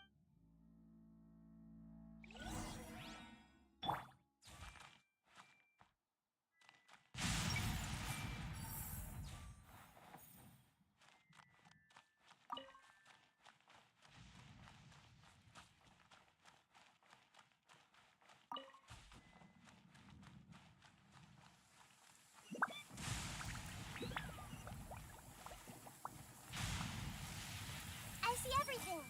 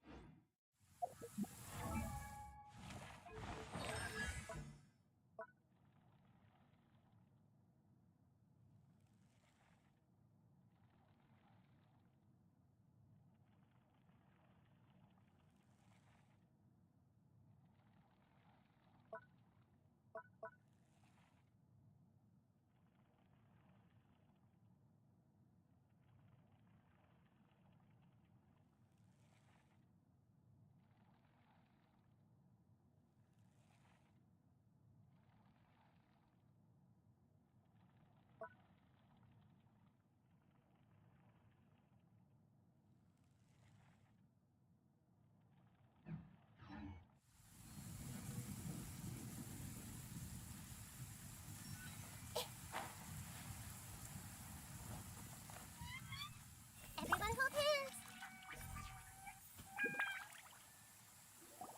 Oh! Have the Fatui retreated? Hey! What happened to you? He's hurt. I'm fine. Don't move. I've seen Eremites get struck by lightning before. You need to rest. Struck by lightning? We were fighting, and just as things started looking grim, the weather suddenly became extremely strange. Lightning started attacking everyone, almost as if it were alive. Luckily, there were only two of us, and both of us were nimble enough to dodge most of the strikes. There were a lot of Fatui, though, and they were being torn to shreds by the bolts of lightning. With that, all the Fatui soldiers were forced to retreat. It's all right. My wound aside, you look like you've seen something unpleasant. Is Hypatia all right? Hey, didn't I tell you not to move? Just in case. Let's go to Hypatia's place and talk about things there.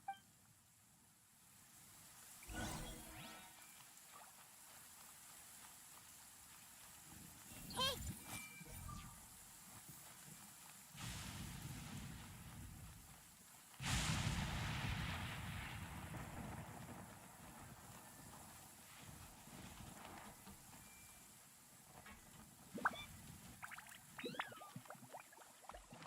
Everyone hold hands!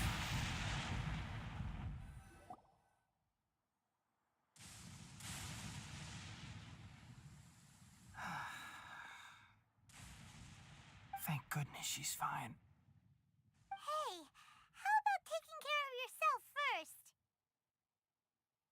I understand my condition. The wound is not fatal. I'll be all right. Ugh. The more you understand medicine, the worse of a patient you become. I know. They always think they can push through the pain.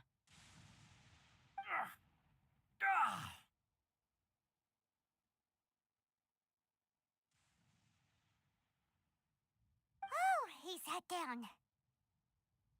Let me rest for a bit. Sorry, traveler. Now you may start.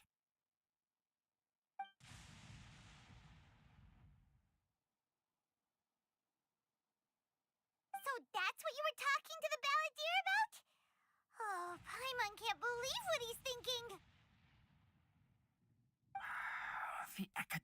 Gaea's God creation plan. How That sounds, ambitious, I guess? Anyway, this is all way beyond me. As long as I can enjoy every day with a drink in my hand, tasty food in my stomach, and a good night's rest, that's enough. I'll only work when I have to.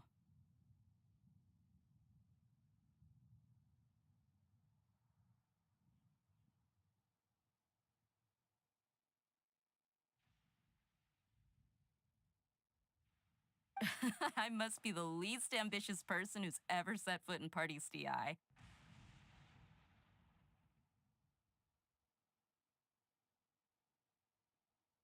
Don't say that. I haven't even thanked you for your help back there.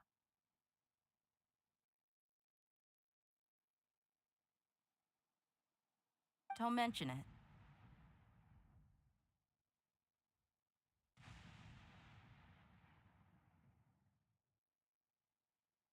Well, if nothing else, all this proves that the doctor really did have some urgent matter to attend to and left Sumeru in a hurry.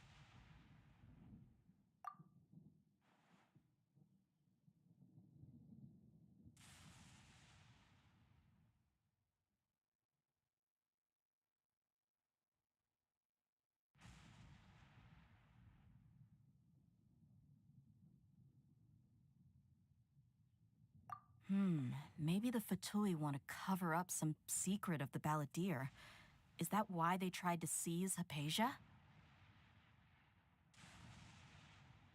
You said the Balladeer claimed that Hypatia has seen his past. So, what could be there?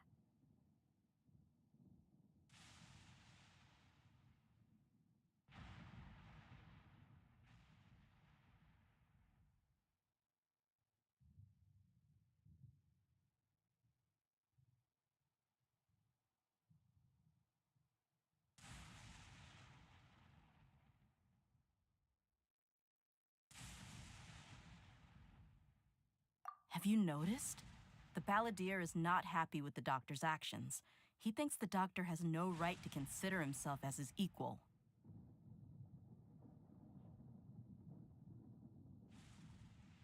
So, if the doctor was to show up again, would the Balladeer zap him with lightning?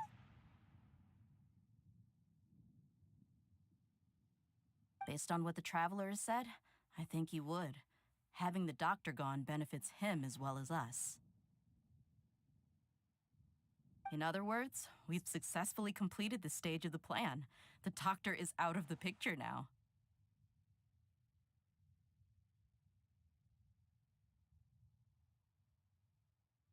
Yay! That's a big accomplishment!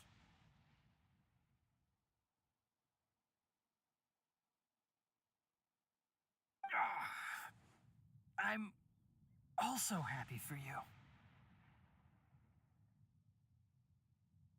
Thank you for the help, Tainari. Make sure you rest up for now. Yeah. All right. Okay, that wraps things up for us here at Party STI. Traveler, it's about time we rendezvous with the others at the Grand Bazaar.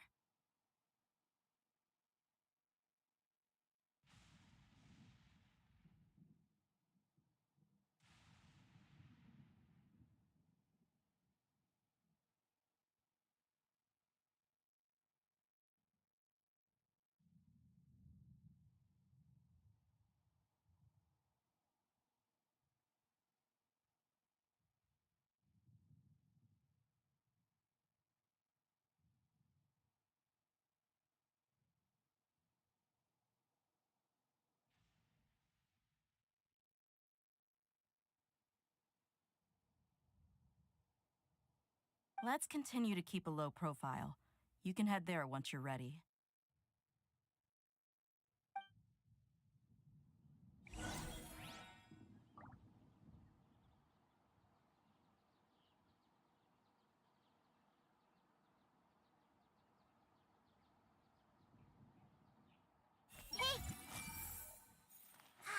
The weather is lovely and warm. Things are about to start getting lively again. Everyone hold hands!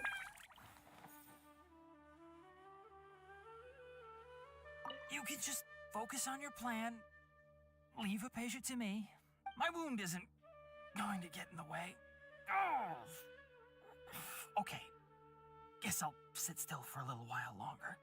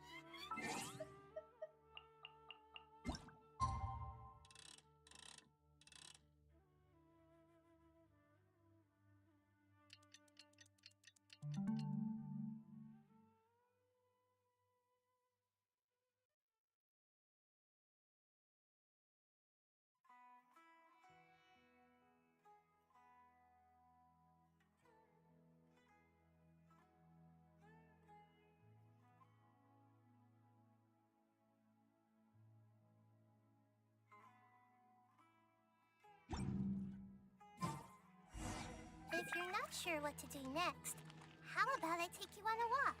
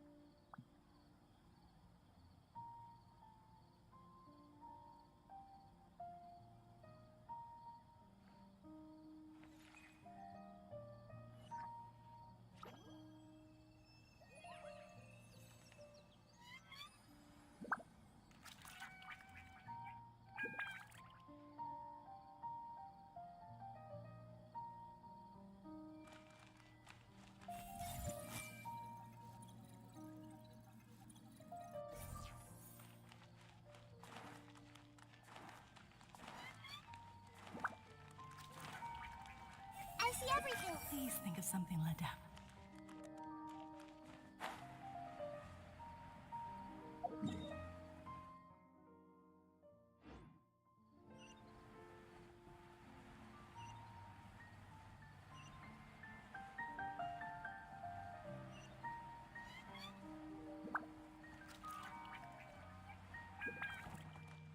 Everyone hold hands.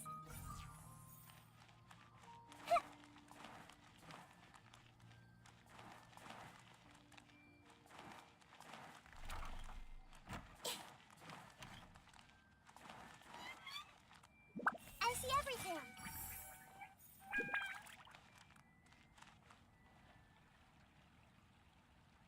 Everyone hold hands. All right, everyone is here. How did everything go? Any luck with your missions?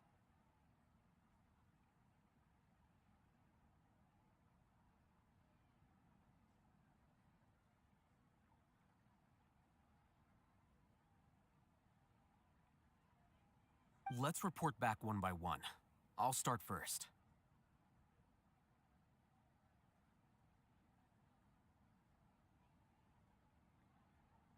We've made the necessary modifications to the Akasha terminal. In addition, the props required are also ready.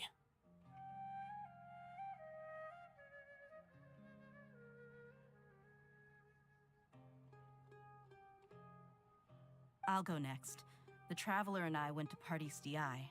The situation was a bit complicated, but we found Tainari. Unfortunately, he was wounded during a fight.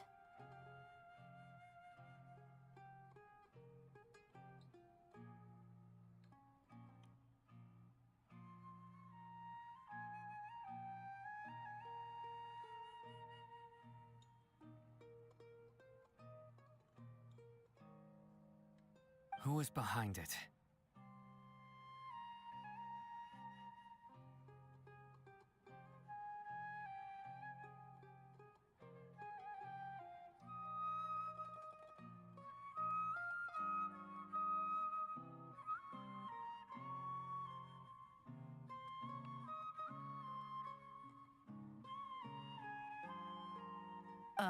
Well, that's the tough part. What should I say, Traveler? The Fatui or the Balladeer?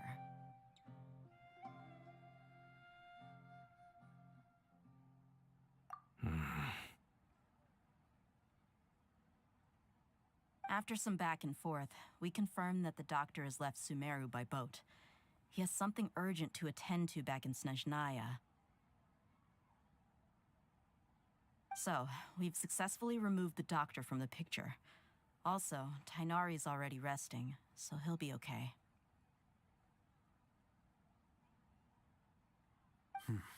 Good. Oh, Tighnari also asked us to tell you this message. Trust your own senses and experiences. All right. I'll remember that. Everything also went smoothly on my side. The Eremites should have arrived at their destination by now. To avoid alerting the quarry, they will stay there for now. I can't believe you actually got so many Eremites into Sumeru City. It's all thanks to Rahman and his brave team, as well as their bold strategy. It appears to have been very effective. I'm glad to hear it. Well, is that everything? Okay, this meeting is adjourned. Huh? Wait, you mean that's it? Well, what else is there to discuss? Shouldn't you end with some words of encouragement? You know, to fire us up now?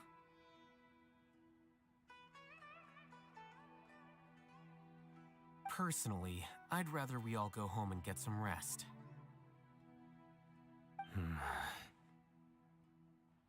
I'll hate them. Ugh.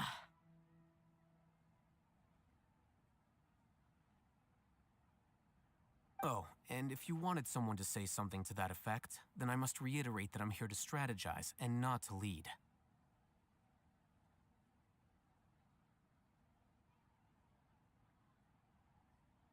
So you should find someone more suitable to do that. But I thought all of you Academia big shots were great speakers. Then I should remind you that I'm the scribe. I know that. So what? A scribe is responsible for recording meetings, not speaking. Fine, whatever.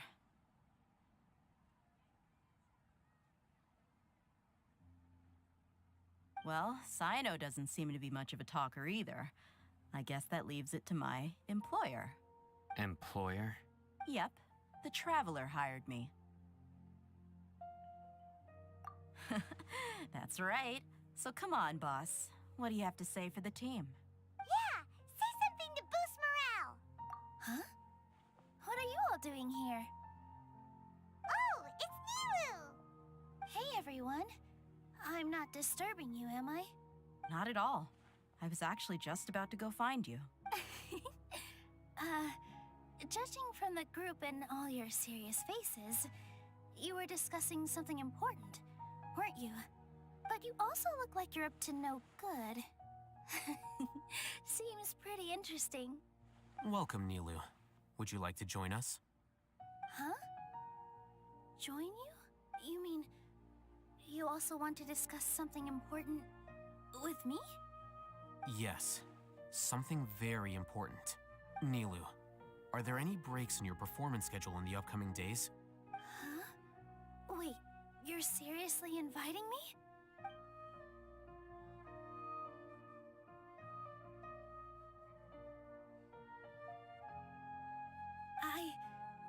I can't believe my ears. You are truly the bravest and most passionate people of Sumeru, well, that I've ever met.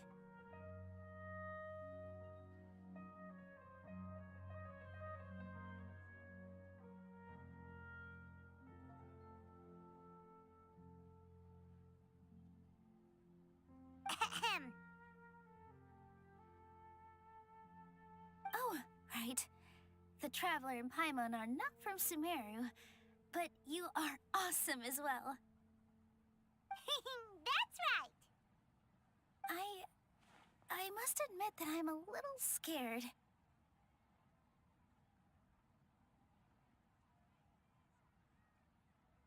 But I'll try my best for Lesser Lord Kusanali. If I can somehow use my abilities to help you, then count me in. Remember, believe in yourself. Okay. I'll get my friends at the Grand Bazaar to help us tomorrow.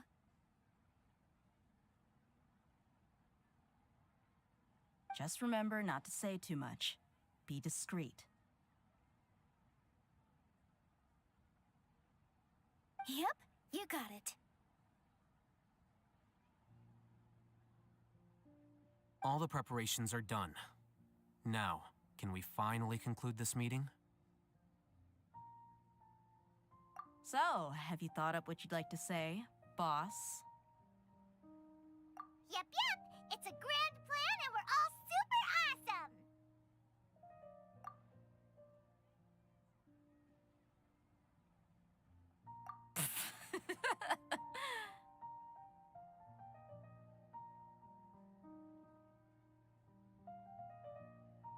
Well said. A good night's rest before an operation can be the difference between success and failure.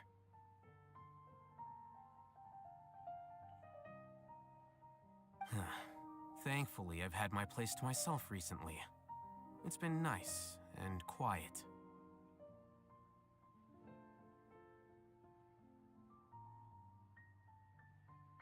Huh? Oh, nothing.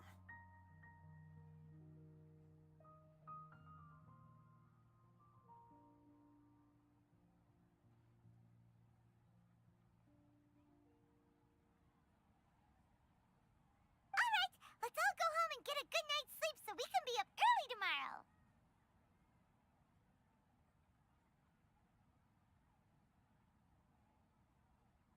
Okay.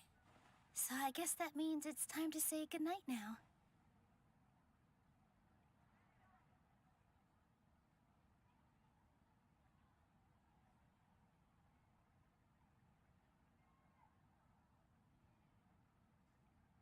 Yep!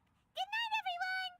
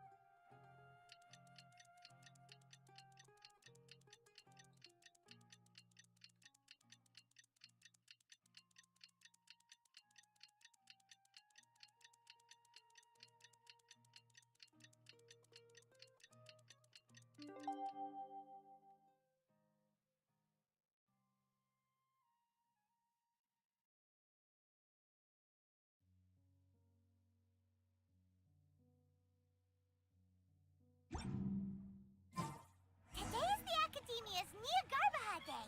We can finally put our plan into action. Oh, Haytham should be waiting for us. Let's go to the Academia and find him. I'm really looking forward to the new plan.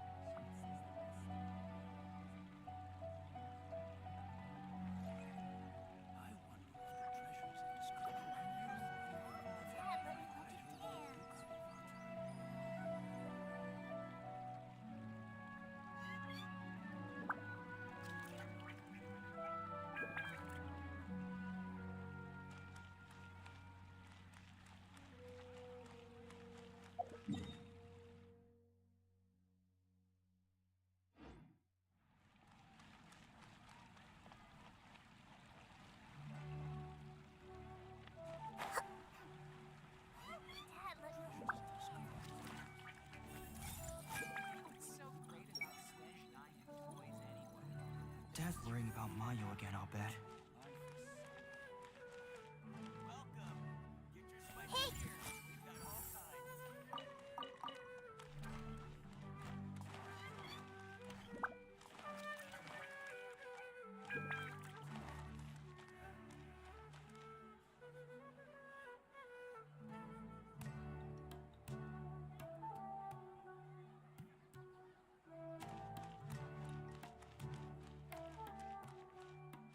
I see everything. Is there really no future for alchemical divination?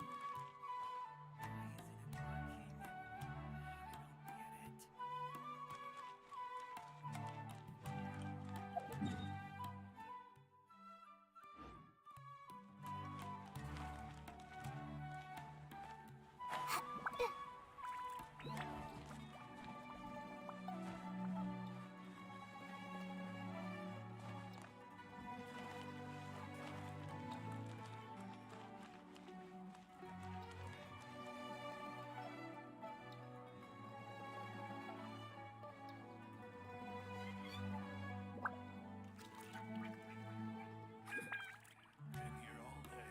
Still, none of the forecasts have been on the money. What a bunch of amateurs. Something on your mind again? Let's work through it together. Two heads are better than one.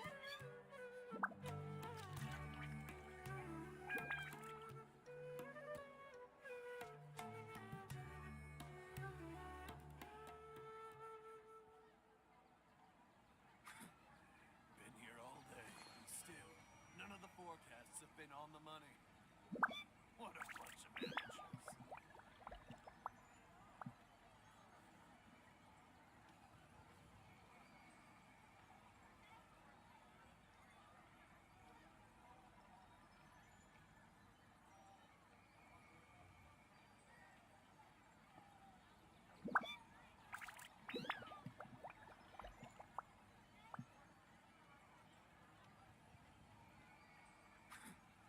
Been here all day, and still, none of the forecasts have been on the money. What a bunch of amateurs.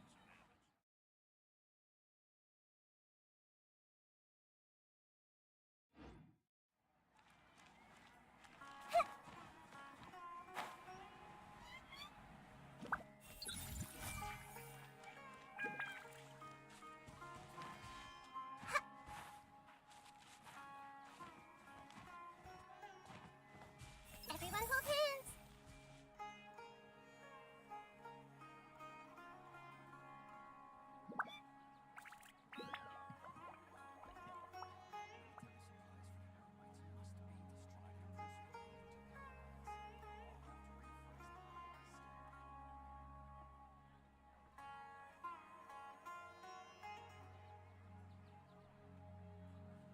What they say is true. You have to see the world for yourself to appreciate how beautiful it is.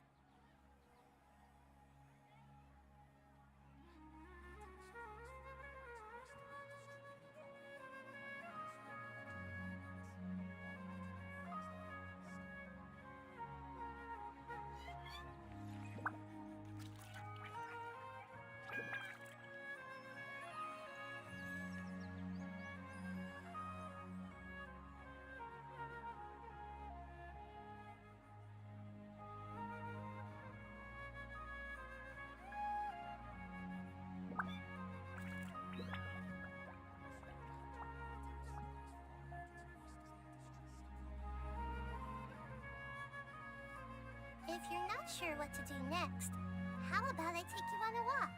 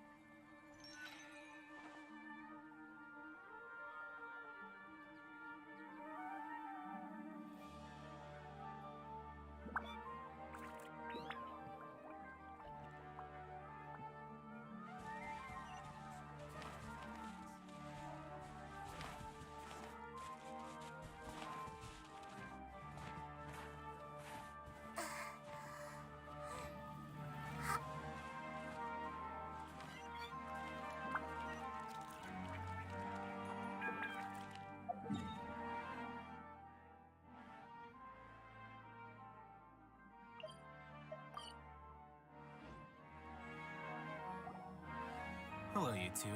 Sleep well? Not really. Paimon got too nervous thinking about today and didn't fall asleep until the sun was almost up. What about you all, Hatham?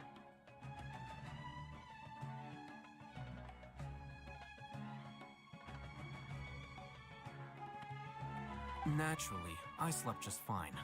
After all, a good rest should be considered part of the plan, since energy is an important resource.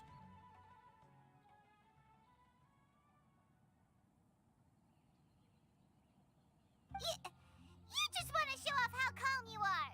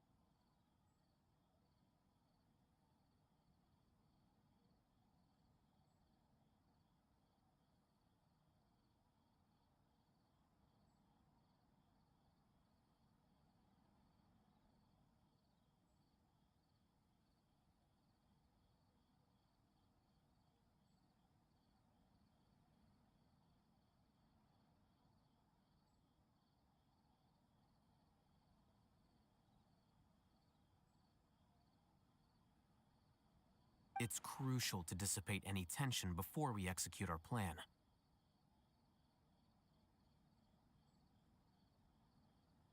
The only thing you're doing is being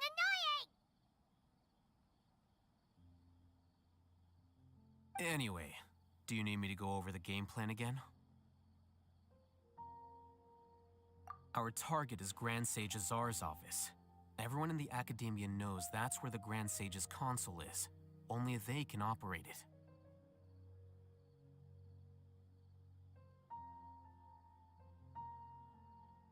Many restricted commands and operations are executed via that console.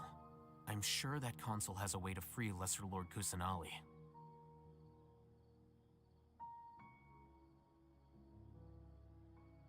You know, Paimon's been thinking,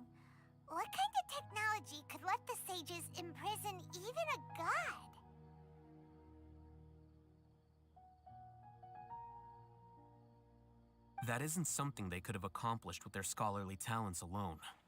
In the sanctuary of Suristhana, there's a device of Greater Lord Rukkhadevata's that she once used to isolate herself while meditating. 500 years ago, the Grand Sage at the time modified the device so that it can no longer be controlled from the inside. They were effectively trapping one god with the power of another.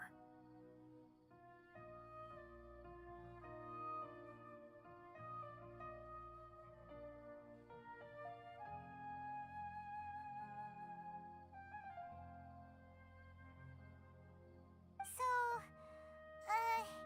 how are we gonna get to the Grand Sage's office? Don't forget, today is Nyagarbha Day, arguably the most important day to the Academia. The sages and core Academia personnel are busy loading the latest batch of research developments and legal decrees into knowledge capsules so that they can be entered into the Akasha. All the Darshan's researchers have their noses to the grindstone, and the Academia's grounds are flowing with all sorts of people. It's the perfect time for an infiltration.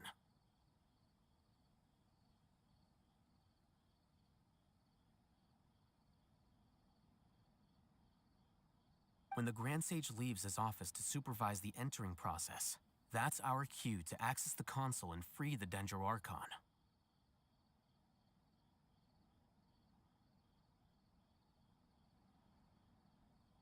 Well, yes. That's just the visible side of our plan, after all. If precedence holds, the Academia should have already started preparing for Nyagarbha Day.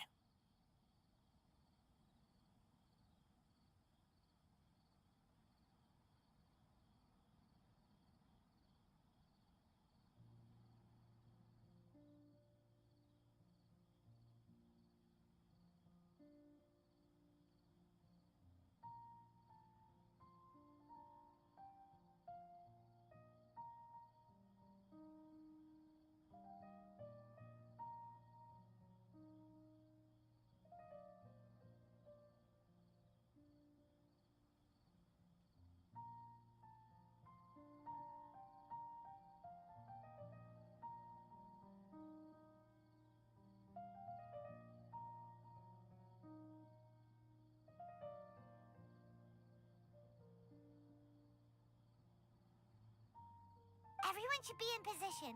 All that's left is for us to lead the charge.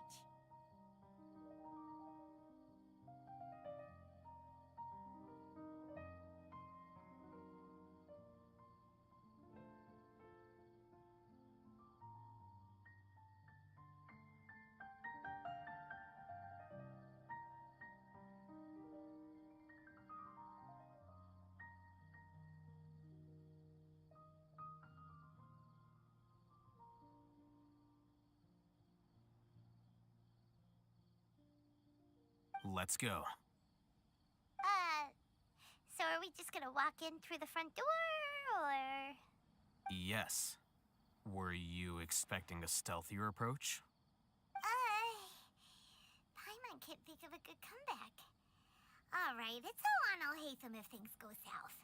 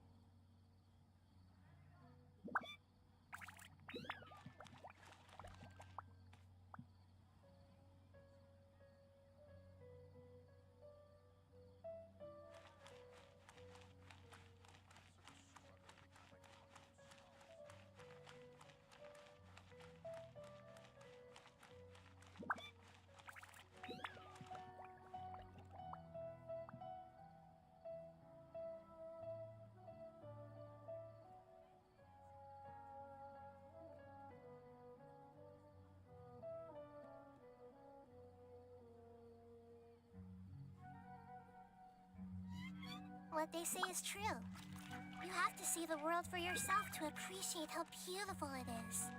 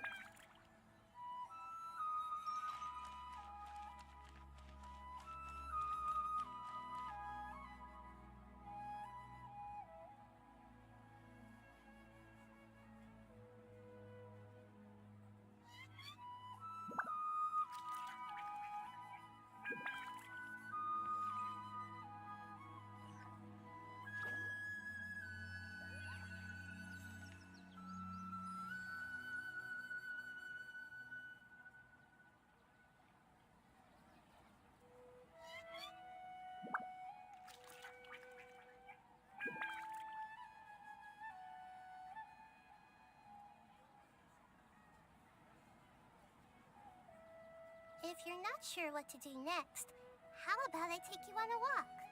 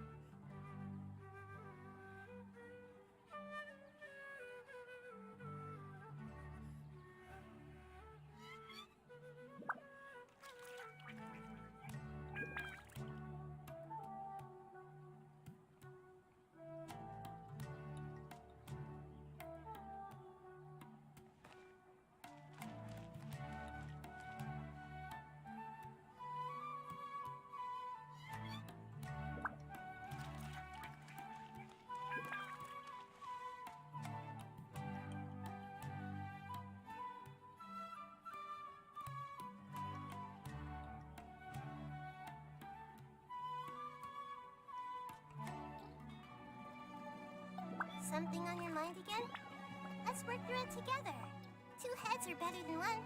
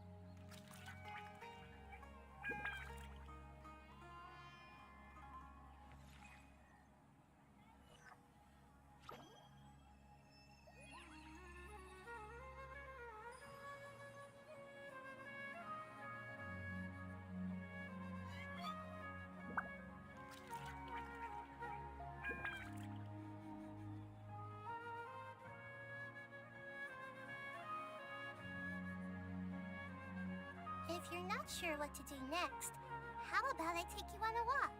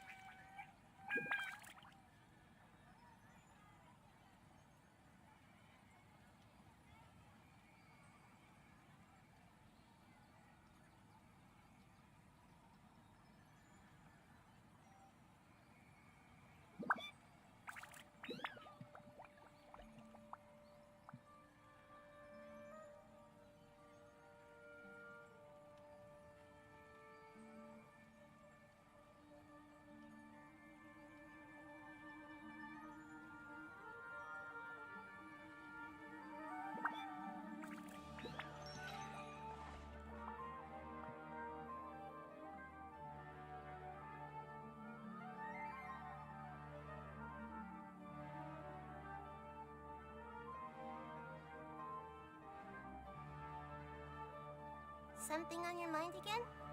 Let's work through it together. Two heads are better than one.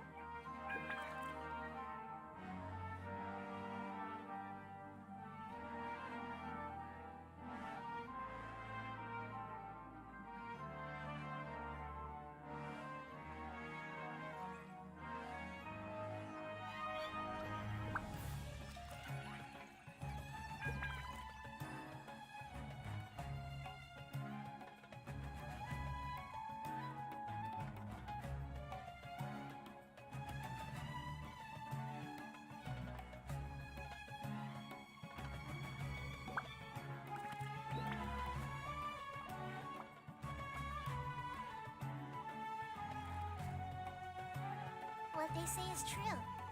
You have to see the world for yourself to appreciate how beautiful it is.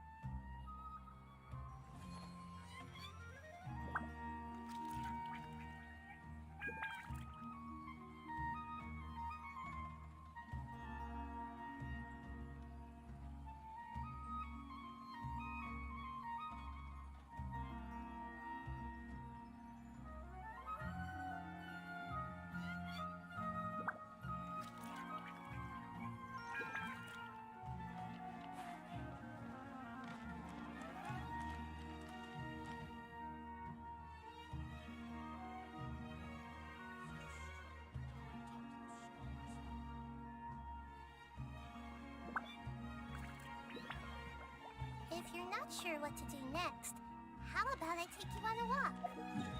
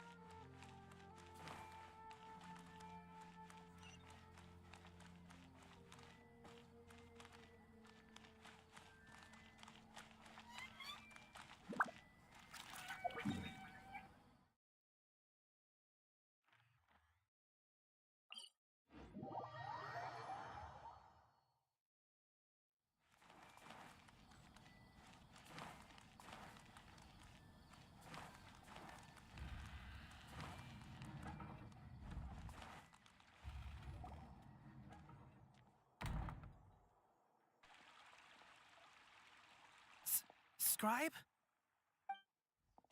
Please, wait. Are you Scribe Alhaitham?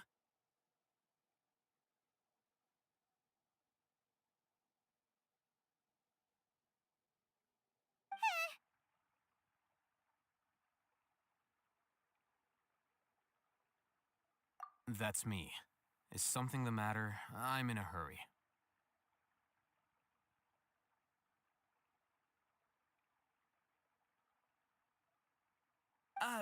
No. I was just surprised to see you here. I had heard that the sages were looking for you not long ago. And, also, please don't bring outside guests into the academia. Outside guests? How did you arrive at such a conclusion? Your groundless inference shames the Haravatat Darshan.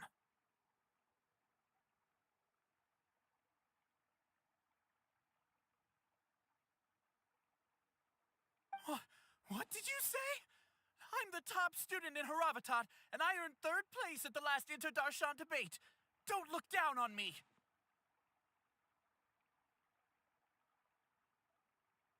That wasn't my intention. As your Haravatat senior, I just assumed that you possessed a greater aptitude for critical thinking.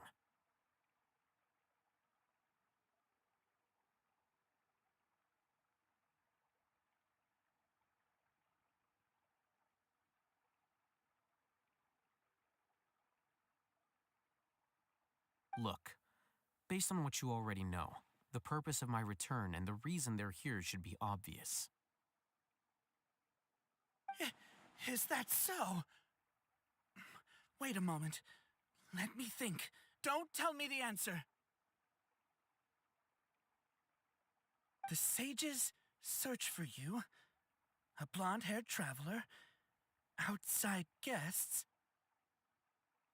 So, from the start, the sages weren't looking for you, but this traveler? And you were gone from the— I surmise you've arrived at the correct conclusion. As I expected. Please, forgive me. I wasn't thinking clearly just now. Thank you for getting me back on track.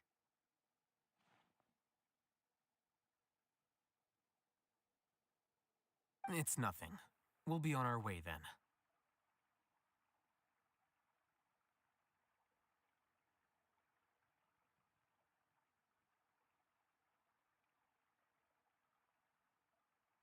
All right.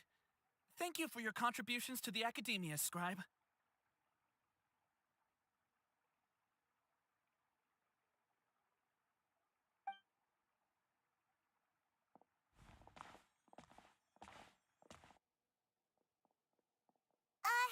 What the heck just happened now? What did he just guess? I'm afraid I don't know either. You have no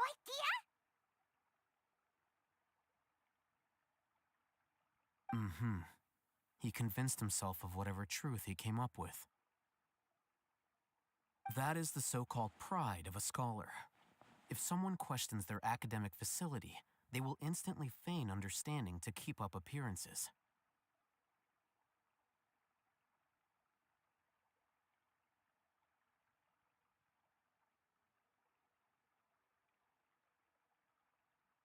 Nowadays, the academia is rampant with this type of scholar.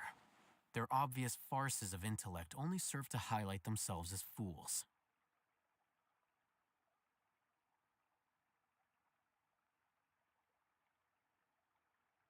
Wow, so there are special ways to deal with smart people. We don't even need to make up our own excuses. We shouldn't waste any more time. It would be problematic if we missed our window of opportunity. Let's go.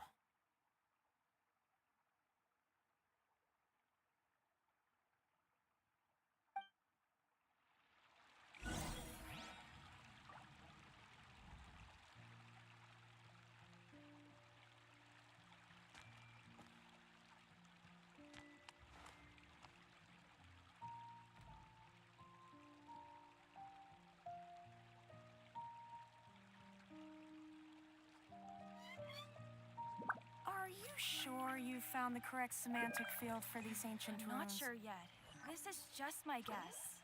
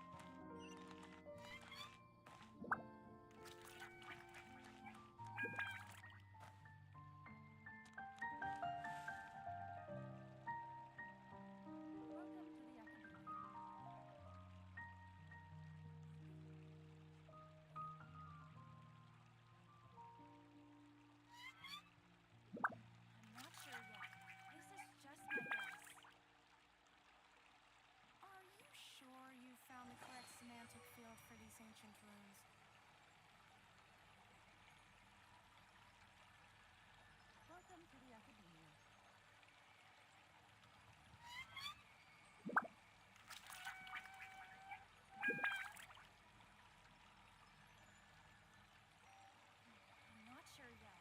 This is just my guess.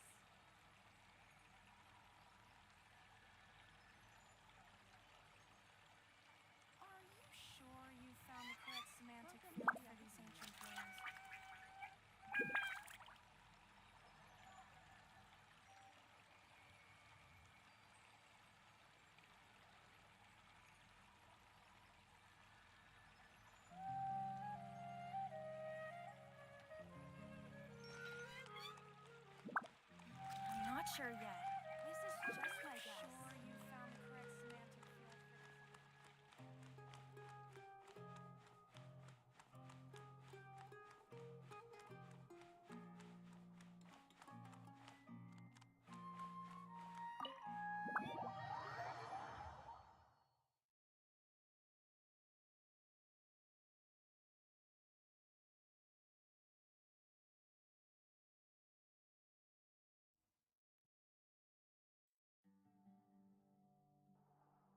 Is this the Academia's library?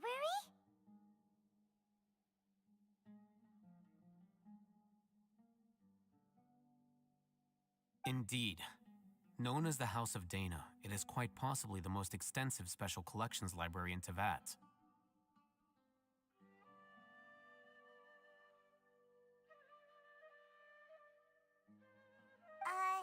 There are a lot of students going through here. Is it really okay just to waltz right in?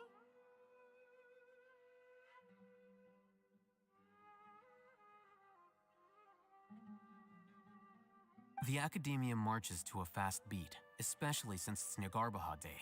They're all occupied with their own matters.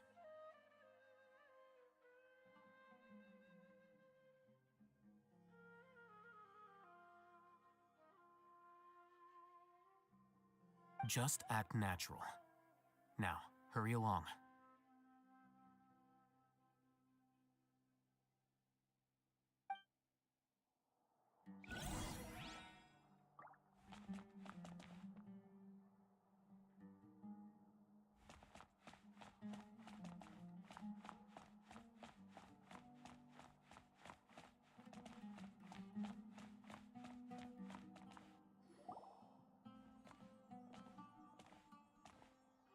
What's this platform for?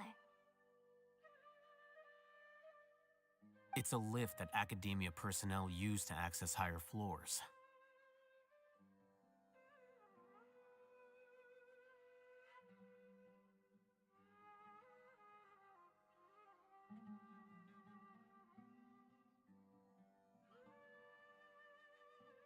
Are we gonna take it then?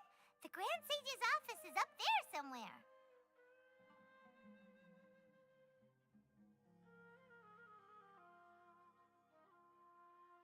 No, not right now. We can't guarantee that we won't run into the Great Sage. Let's step back and observe for now.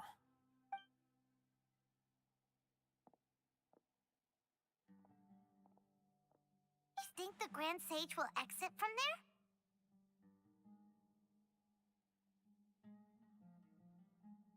And after he does, we'd sneak past him?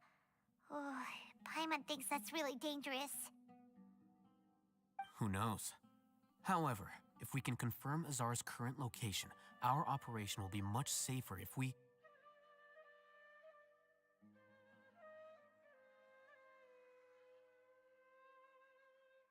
Allow me to offer you a hint. If you wish to know his location, look behind you.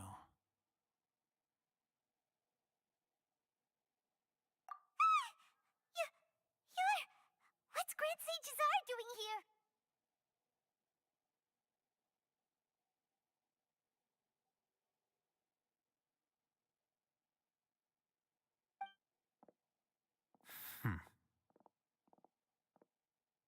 Do not tell me you believed the Academia would not grow suspicious of you after such a prolonged absence, scribe.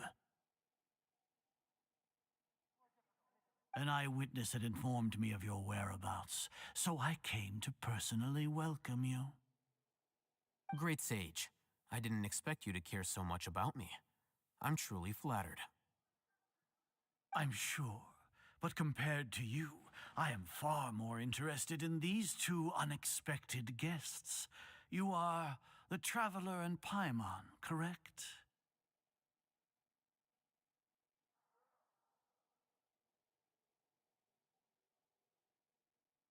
It's a pity that only now have I been afforded the opportunity to formally meet two of Sumeru's most esteemed guests. I do apologize for my lack of decorum.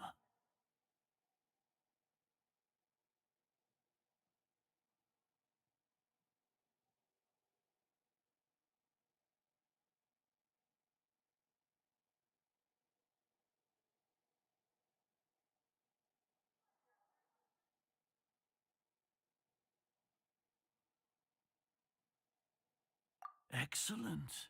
You immediately initiated discussion instead of attempting to prepare some perfunctory excuse.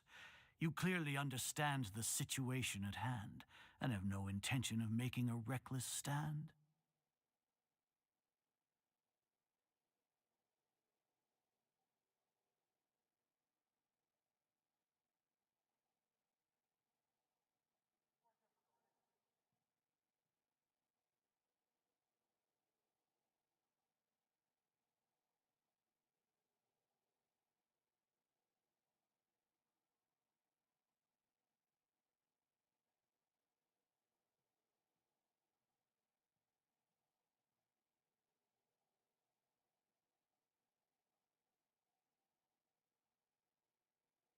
The foot traffic here renders this place unsuitable for discussion. Please, follow me to my office.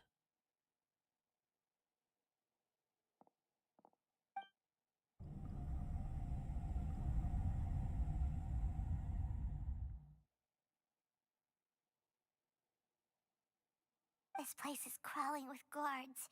There's no way out for us.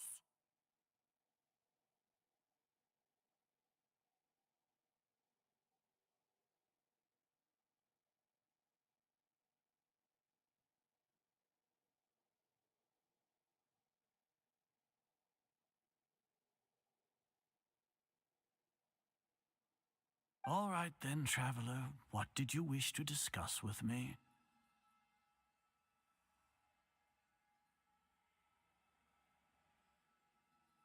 Today is Niagarbaha Day, so I still have many responsibilities to attend to. There is little time for idle chit-chat before I detain you all.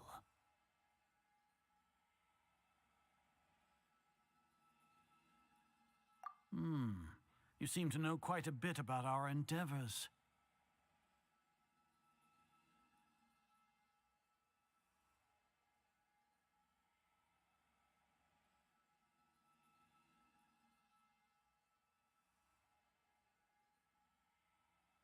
If that is so, then you should be praising our great work, rather than using your trivial misgivings in a futile attempt to sway me.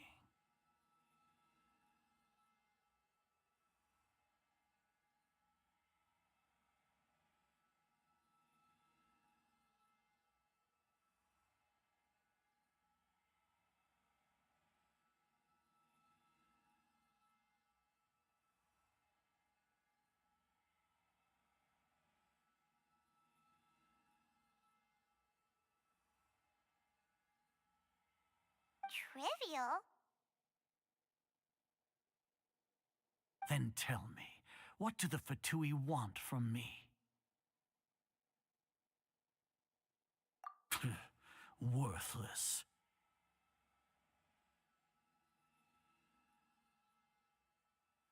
Those are all completely worthless. Benefits, divine power. These materialistic words do nothing but debase our great work. Creating a god. Yes, we are using human wisdom to create a god. If humanity cannot attain omniscience and omnipotence, then we shall create a god to reveal them. This is the pinnacle of human wisdom. We shall regain a god's guidance at long last. No longer will we flounder in the interminable void of consciousness and knowledge. Even Irminsul will be freed from its plight. For our nation of scholars, this is the ultimate aspiration. No cost is too great to realize it. You will never understand the rapture of having a god be born within your very hands. With your degree of knowledge, you cannot even comprehend such an emotion. Gods exist on a plane that far eclipses humanity's. Lesser Lord Kusanali, what can she even do? Care for the people? Fend off sandstorms? Fabricate silly fairy tales? These are but child's play for the academia. Does that make us equal to the gods? We are a people favored by Greater Lord Rukkhadevata. Though I may have personally not seen it, our forefathers bore witness to true wisdom. The ascension of the Lesser Lord has brought nothing but bewilderment to the scholars. They all ask, is that truly what true wisdom is supposed to look like?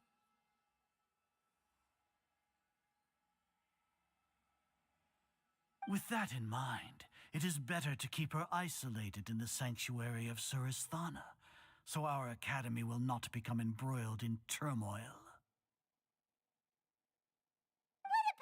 Justification. Do you really think that only the super smart or powerful should be able to call themselves gods? As per your judgment, Grand Sage, they are indeed dangerous individuals. Not only are they acting against the academia, but their ideologies have the potential to lead scholars astray. Looks like there really was merit in my assignment. Alhaitham? Are you talking about us? Anyway, I've brought them to the academia as ordered, but it took some time and trouble. Oh, that reminds me. Here's the investigation report you had requested. It's a summary of my time spent with the Traveler. An array of information about her ready for your perusal. Alhaitham? So you're still on the academia side! We finally started to trust you!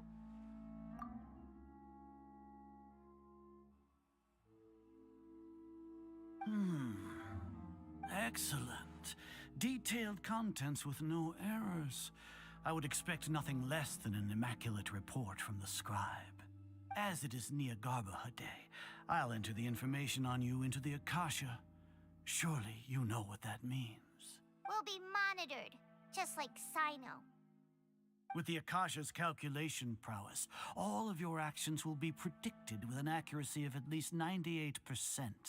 Furthermore, your data will be updated in real time whenever new information presents itself.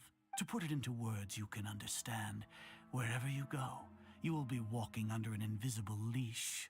This is Sumeru's greatest penalty for dishonest persons. Are you not familiar with the concept that great responsibility begets an equally great suspicion? In any case, you are Sumeru's most concerning external variable. Locking you down will greatly decrease the chance of any undesirable outcomes coming to pass. You're despicable! Despicable? Perhaps from your perspective, but I suppose you had mentally prepared yourselves for this, no?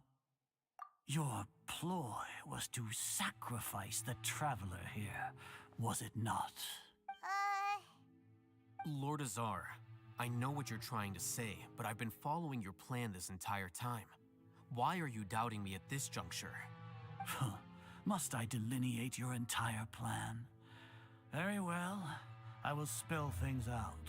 First off, I received an eyewitness report that you were spotted with the traveler at Caravan Ribat. However, you immediately departed for the desert and escaped surveillance range. Judging by the time, you all likely encountered the truant General Mahamatra in the desert. Am I correct?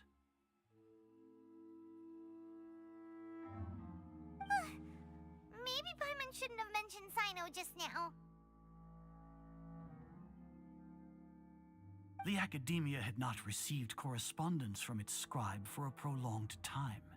You were also in the company of the Traveler, a close associate of Lesser Lord Kusanali and General Mahamatra Sino, who had defected from the Academia. With their instigation, what was the probability that you would betray the Academia? Rationally speaking, 50%? 70%? What do you think? Regardless, that's only a guess. The facts are that I've brought the Traveler right before you, and I gave you my report. Indeed, your boldness deserves praise. To think that despite status as an outlander, the Traveler is still willing to sacrifice for the sake of your plan. If I'm correct, you have a contingency plan to save Lesser Lord Kusanali, and rules be discovered, Alhaitham will turn traitor and sacrifice the Traveler, thus proving his innocence. He can then stay inside the Academia and continue searching for a way to proceed forward. As for Sino, according to the Akasha's calculations, he will soon return to the Academia and confront me in person. I suppose this is also a part of your plan? You'll see me as a traitor regardless of what I say, no? Even if you impugn me, it would have little effect on you all. You misunderstand. Losing our scribe would irreparably damage the Academia's regular operations and the development of Sumeru's future academic systems.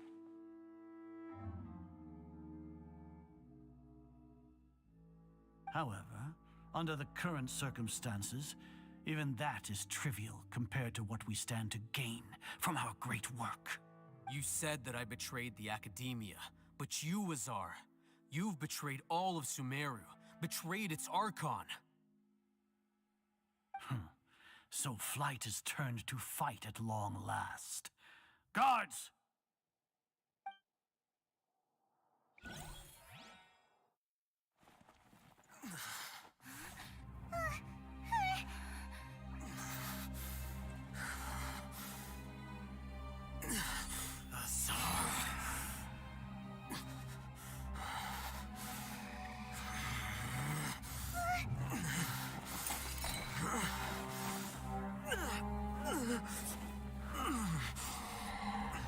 Well, what do we have here? So you stole that divine knowledge capsule. Traitor! You traitor! Even the most rational scholar will yearn for the power of a god in a moment of desperation. Aren't you doing the exact same thing as me, Alhaitham? Unfortunately for you, no god will lend you their power. Azar!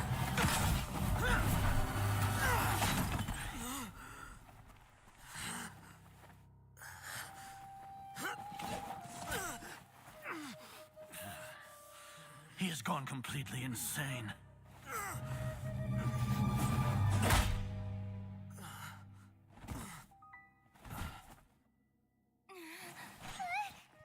Take him to the Matra and exile him to Aru village. Then find someone to take these two to the confinement room. I'll deal with them later. Grand Sage, we've finished all required preparations for Nyagarbahate. We may begin to enter the capsules now. Excellent. You may begin.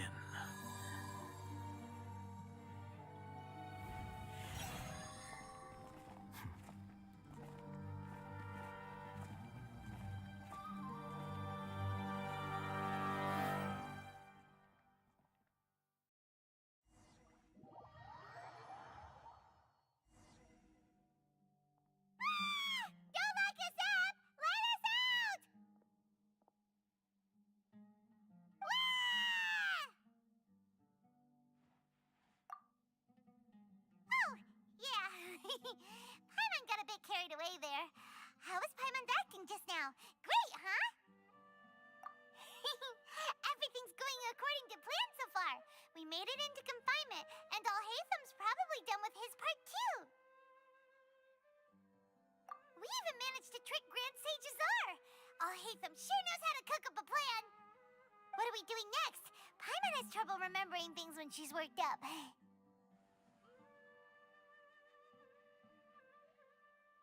Right.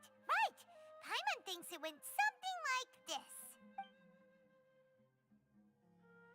Apart from that, we still have yet another goal in the first stage of our operation, which is to send the Traveler to the confinement room. What? Why do we want to get her locked up on purpose? She's always been the person the sages are most afraid of, as well as the greatest obstacle to the successful implementation of their plan. They are very aware of the risk she poses to them. Once the Traveler is imprisoned, the sages will likely think that everything is under control, and with their guard down, the next phase of our plan will have a much higher chance of success. I can already see the pompous looks on their faces. Oh, that's a super tricky plan. But Paimon still thinks it's not really worth it. That isn't the only reason, of course. She has a more important task once she's in confinement. According to the Academia scholars in Ramon's custody, Lesser Lord Kusanali has sealed off her consciousness in the Akasha ever since she was captured by the Doctor. That way, they can't pry any more information from her. Even if we break into the sanctuary of Surasthana, it will take time to awaken Lesser Lord Kusanali's consciousness. We need to do that in advance. So our job is to wake up Nahida! Okay, totally worth getting thrown and jailed for. The confinement room is inside the Academia, close to the sanctuary of Surasthana. It's a completely enclosed space, and you won't be receiving any visitors. I'll work with Ramon's scholars to make some modifications to your Akasha terminal. Once you're in, get as close as you can to Lesser Lord Kusanali and try to connect to her consciousness. However, as for whether she'll actually wake up, that will depend on our luck. No wonder you've been wearing your Akasha terminal today. It's the one that Alhaitham modified. Paimon thought they'd take our Akasha terminals when they locked us up in here. Were they being careless? All right, so what now?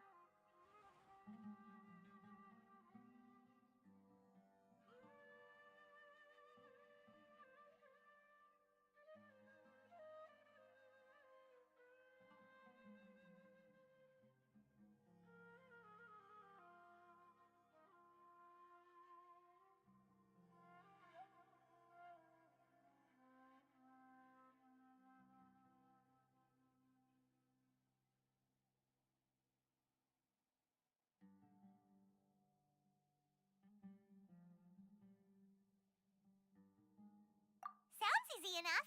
We can finally talk with Nahida after all this time. Let's do it. There's a light flashing on your Akasha terminal. It's almost like... the faster it blinks, the better the signal.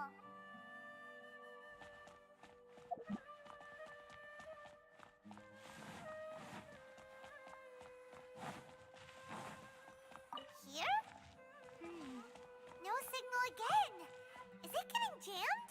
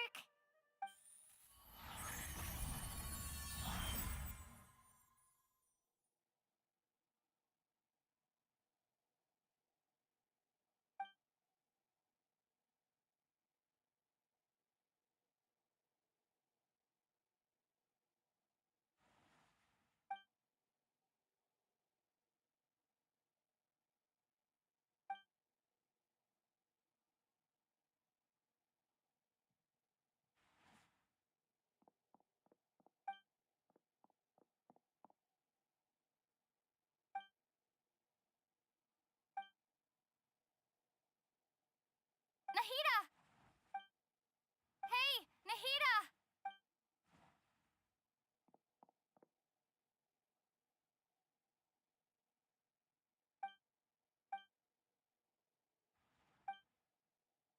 When did it first start? Oh, right. I want to become a worthy Archon. So I've kept studying, kept listening to my people and their hearts, kept looking for a way to save Irminsul. So I can catch up to Greater Lord Rukkhadevata. But I'm stuck in the sanctuary of Surasthana. The sages are creating a god to replace me. And I'm forced to lock my consciousness in this boundless darkness. Nahida!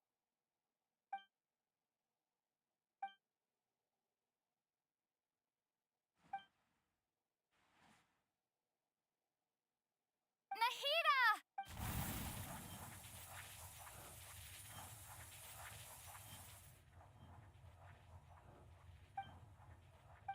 It's so quiet here. Now that I think of it, I don't think I've ever actually listened to my own inner voice.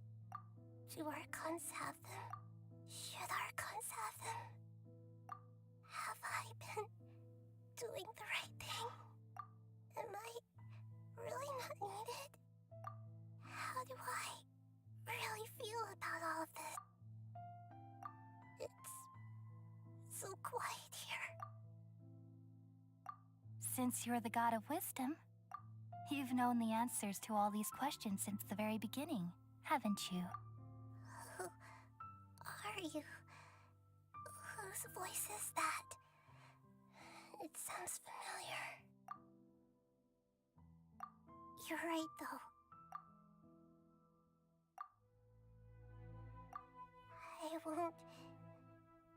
I won't ignore my own voice anymore.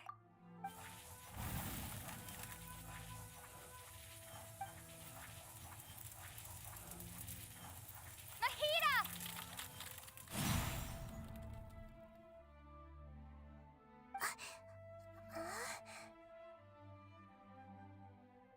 Nahida?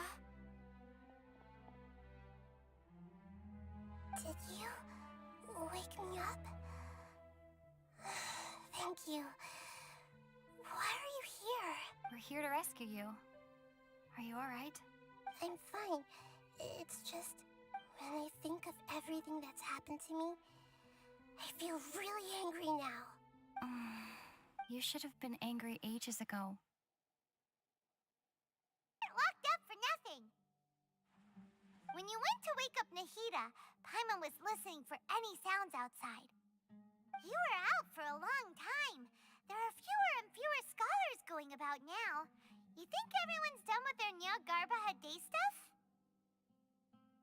Yep, so that means our next act is Nilou's performance.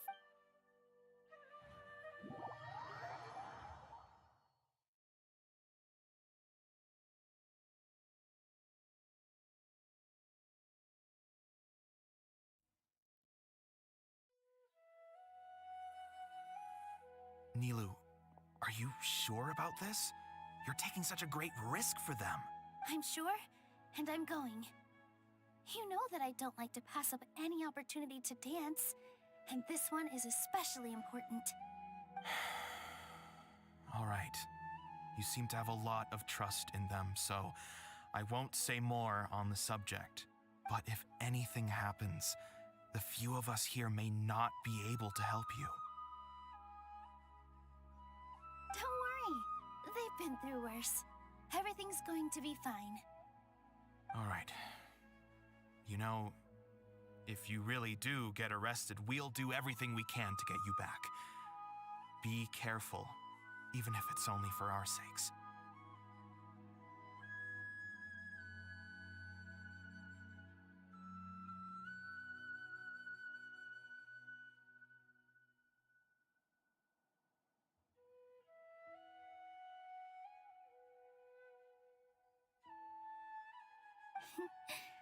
Thanks, Mr. Zubair. You're so very kind.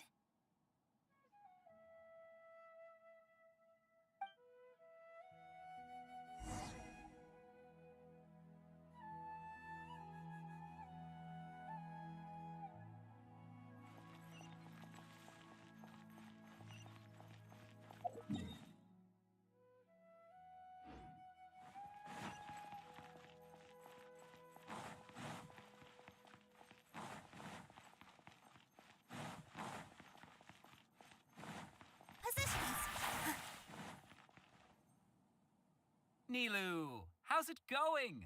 Nervous? Definitely more than usual. But it's because I'm worried I won't dance well enough. It's okay. Just focus on your performance. We'll take care of everything else. You sure know how to talk. Taking all the credit, even though we came here together to help out. Well, thank you both. I'll have to treat you to a meal after all this ends. I really, really appreciate all of your help. Ooh, that sounds great. Ha! How can we say no to that? All right, let's get back to business. Nilou, we'll be here to keep people from going to the Academia so they don't interrupt your performance. I was planning on telling them something like, the Academia's been conducting a weird experiment, and some of their test subjects escaped. It's really dangerous there, so stay away. Oh, you couldn't think of anything better? Oh well, I guess it does sound like something the Academia would do. I think it sounds great. I'm counting on you guys. Don't worry, it'll be a piece of cake.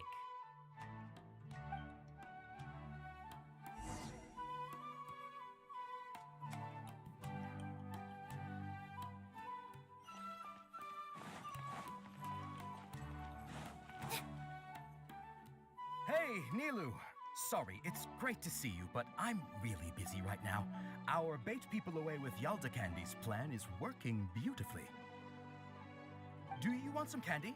We have more than we can give out. Vihar, thank you so much for doing all of this. And even dressed up as the Knight of Flowers, no less. I'll pass on the candy, though. I cut back on sweets in the period leading up to a performance, and I'm about to start one.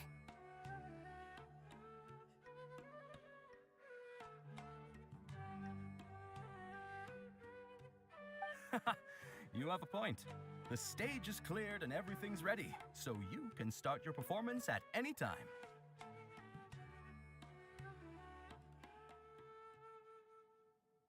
Yeah, thanks to you. I'm really grateful. All right, time to hit the stage. You're welcome. The honor's all mine, since I'll have such a great view of the show.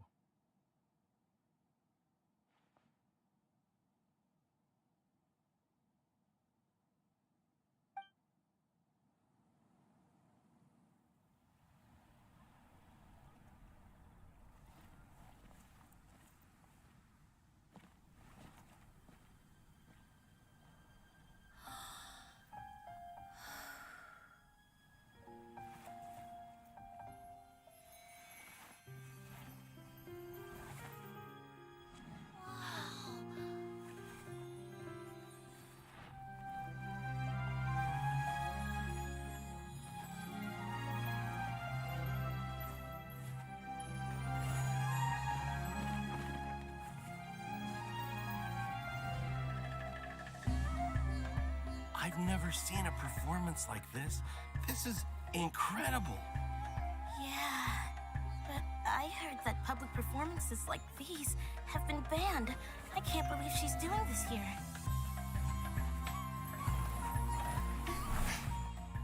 Grand Sage, there's some commotion outside. Huh. How uninteresting.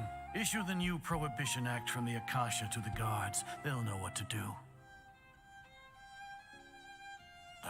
Do you think we should, like, stop her? Let's just watch for a little bit longer.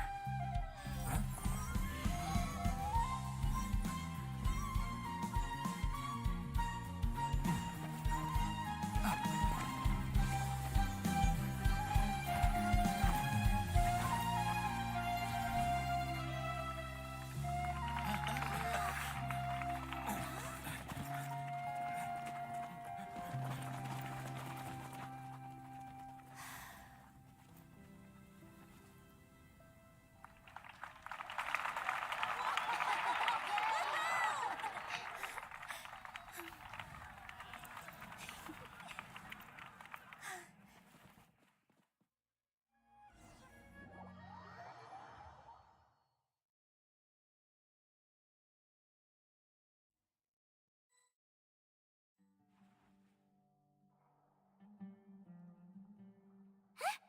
Did you hear that? It sounds like a lot of guards just ran by. Does this mean the plan has moved on to the next stage? Yep. It's great that everything seems to be going well. Come to think of it, when did Alhaitham replace the knowledge capsule that was about to be entered into the Akasha?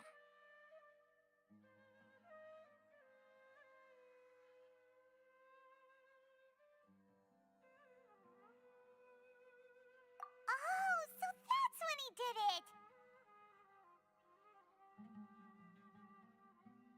Paimon was too nervous to notice. Speaking of, didn't Alhaitham also yoink the divine knowledge capsule from that mercenary leader in Port Ormos when everyone else was distracted?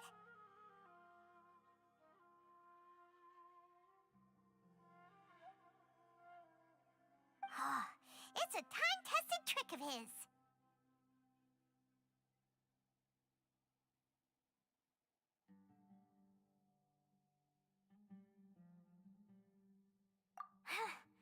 Why are we complimenting him?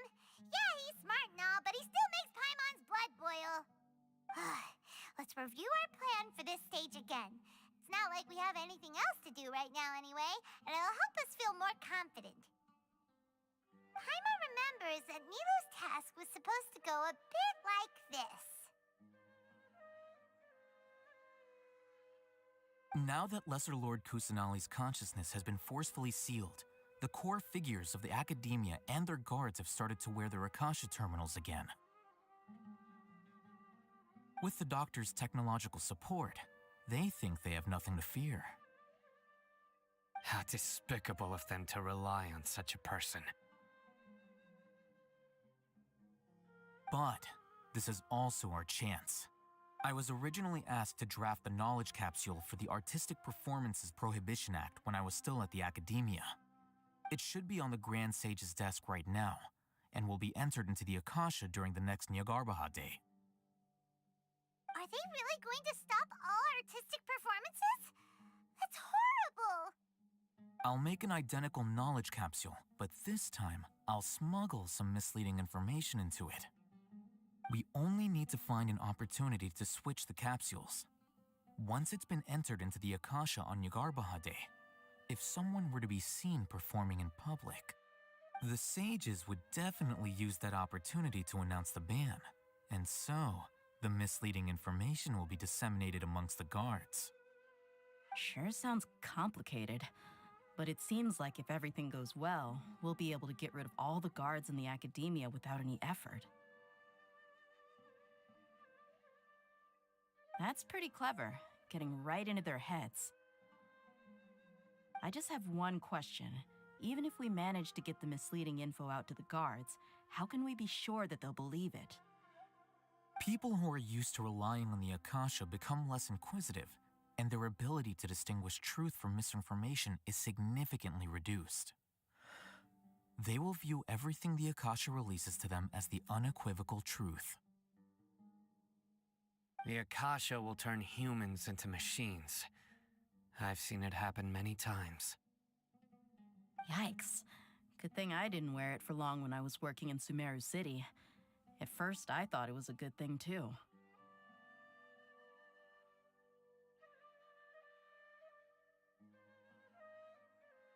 By the way, this plan still requires a performer, right? Do you have someone in mind? Nilu of Zubair Theater. I know her really well. We can trust her. I'm kinda hesitant to ask her to participate in a dangerous plan like this, but we can ask her in person. All right. After the guards and the Academia are gone, Then it'll be time for me and my stowaway brothers to shine.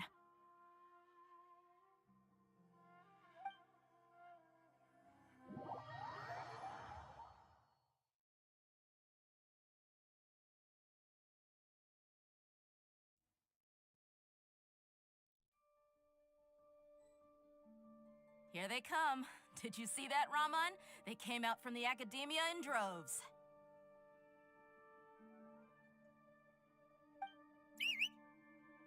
After laying low in the city for so long, this is the moment we've been waiting for. My brothers have already sprung into action. We couldn't do anything to them inside their coop, but outside the Academia, this is our hunting ground. With a lioness like you, the prey sure won't be able to run far. We still need to eliminate the guards as soon as possible. If we give the sages enough time to realize what's happening, the plan's doomed. All they've done is to sit on their cushy salaries and twiddle their thumbs all day while we fought and struggled every day in the desert. The only advantage they might have is their numbers. Speaking of which, Indeed, the trap has been set.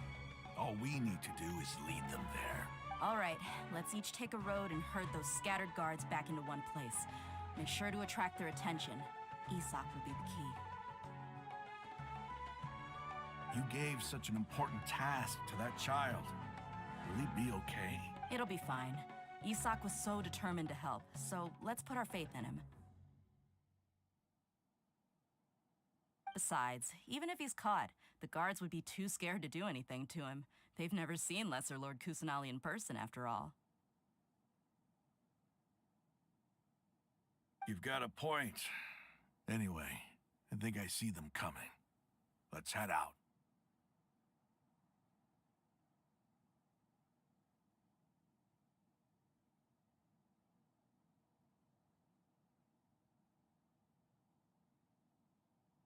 Good luck.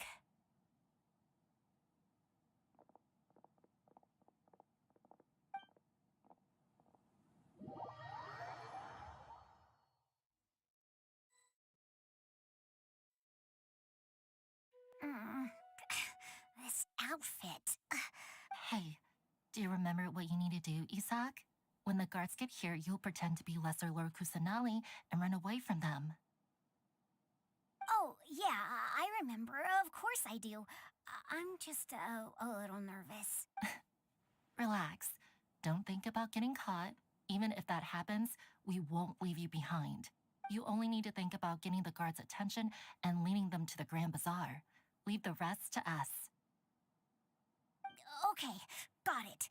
I'm here to pay back Lesser Lord Kusanali for helping Grandpa.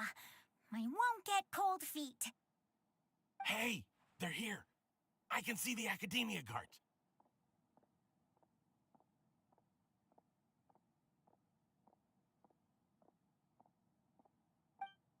All right, it's time, Isak. Take a deep breath and go. You can do this.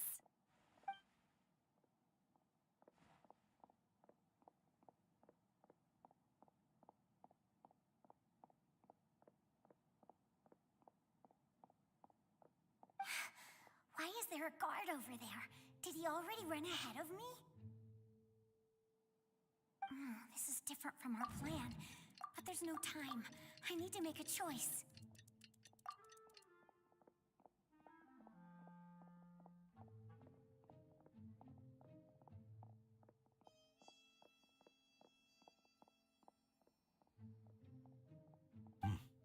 Let's have a look behind the house. What should I do next? Huh. Looks like nothing's here. A wasted time. Luckily, he didn't check behind the tree. What should I do next? The guard looks alert. What should I do next? Doesn't seem like anything unusual's around here. Looks like the guard finally left. I need to go.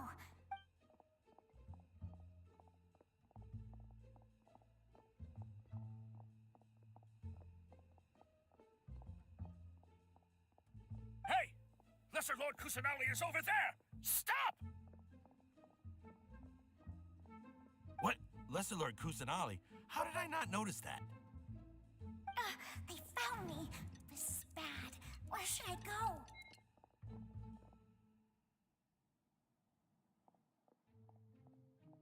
Hey! Lesser Lord Kusanali is over there! Stop! What? Lesser Lord Kusanali? How did I not notice that? They found me. This is bad. Where should I go? The target suspected to be Lesser Lord Kusanali has escaped into the Grand Bazaar. Assemble and arrest her!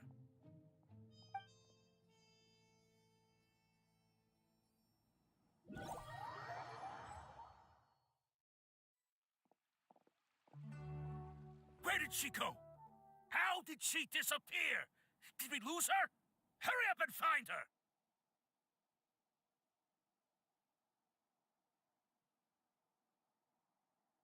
Hey, why is your team here? Didn't we say to split up our search? Hurry! Hurry! This place is... Why are you all here?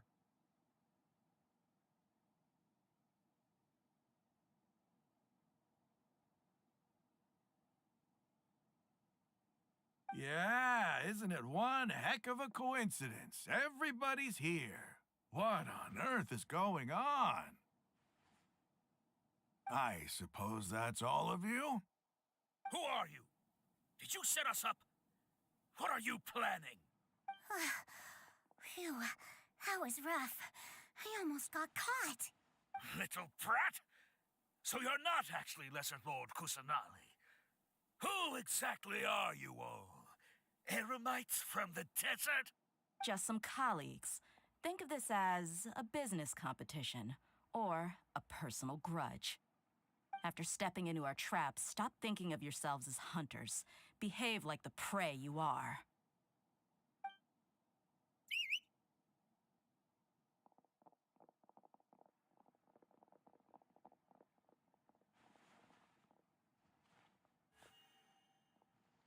An ambush? How's that possible? This is Sumeru City, but mercenaries from the desert somehow ambushed us! You've spent all your time hiding away in the academia. This place has long since become our hunting ground. Brace yourselves!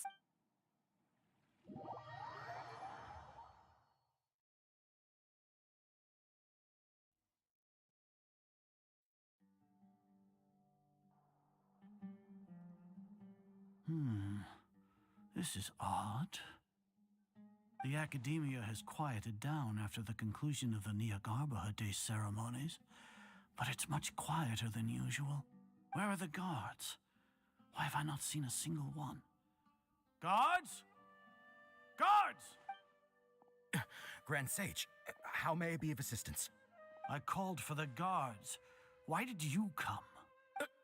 My apologies, Grand Sage.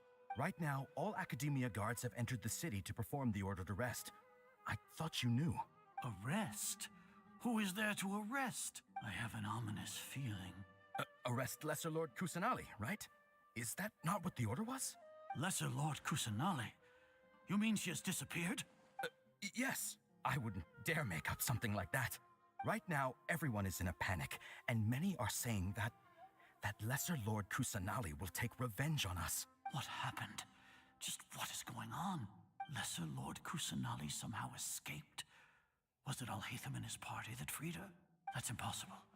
The Academia is heavily guarded today, and any order to release Lesser Lord Kusanali would be strictly confidential. Besides, Alhaitham and the Traveler are already in our hands. What manner of trickery did they employ? How could Lesser Lord Kusanali disappear into thin air? Disappear? Wait.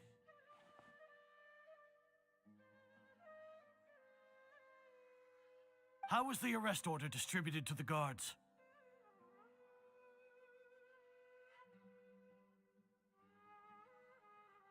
It was issued by the Akasha earlier today.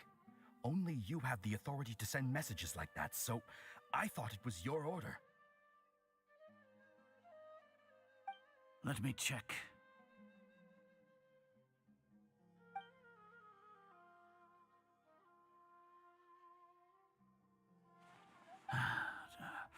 Here. Lesser Lord Kusanali has escaped from the sanctuary of Suristhana. Go to the city and arrest the escapee immediately. The Akasha indeed contains this information, and it clearly appeared in my mind. How did they bypass my permissions to issue this kind of message? Was it the report about the traveler that Alhaitham submitted? No. I specifically checked that knowledge capsule before entering it into the Akasha. Could that have been a red herring? Well, even if I figure it out now, it won't make any difference. The important thing now is to confirm Lesser Lord Kusanali's status. Have you been to the sanctuary of Suristhana to confirm that Lesser Lord Kusanali has indeed escaped? Confirm? No, I haven't. It may be a bit offensive to say this, but Grand Sage, what you're saying doesn't make any sense. How can the information in the Akasha be inaccurate? What the Akasha decrees is fact. That is common knowledge to all of us. If we have to confirm the information and knowledge from the Akasha ourselves, then how is that any different from us learning that information ourselves?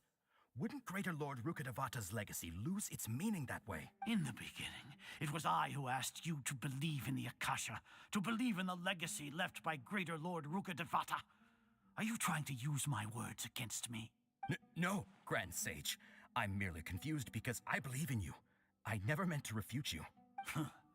Stay here and see if there are any suspicious people around. I'll go to the sanctuary of Suristhana on my own. Yes, Grand Sage.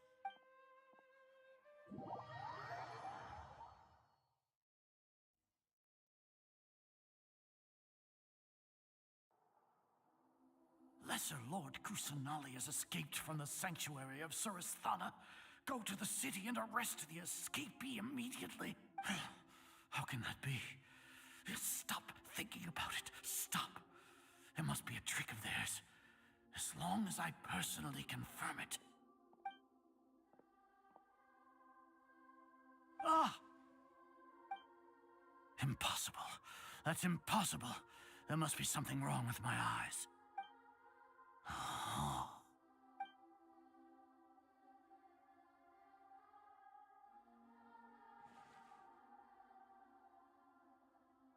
What a comical sight, Azar. Once the Akasha has put certain thoughts into your head, even the Grand Sage can no longer see what's right in front of him. You all can only see the world in your mind, the one you think you know. And precisely because of this, you disregarded Lesser Lord Kusanali's existence. She has been a wise and worthy Archon. Cyno, have you been waiting for a chance like this? The Akasha predicted that you would return to the Academia to confront me, but I didn't expect it to turn out like this. I was careless. No, you were blinded. Your faults stem from your reliance on the Akasha. You're still the same as always. I truly did not expect a proud person like you to cooperate with Alhaitham and the Traveler. People change, Azar. Admit it. The Akasha can't predict my actions anymore.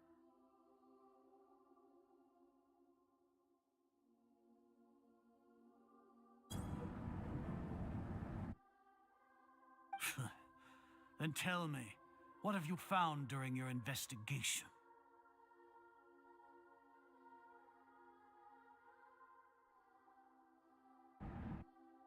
You want to buy time? This is the sanctuary of Suristhana. Under your own regulations, even Academia staff are forbidden to come here. No one will come to save you. As for the investigation, I've at least confirmed that you are guilty of insurgency against the Archon. A serious crime. So what? Did you do all of this so I would plead guilty in front of you, General Mahamatra? No. I want you to plead guilty in front of the Archon herself. You once said that I had no standing to judge you. So now, how about judgment in the name of a god?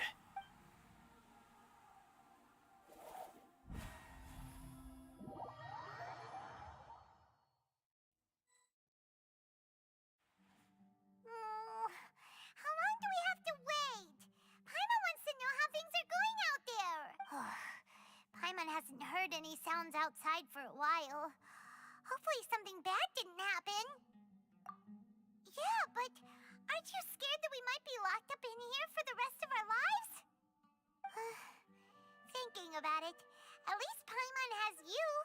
We could still chat like this.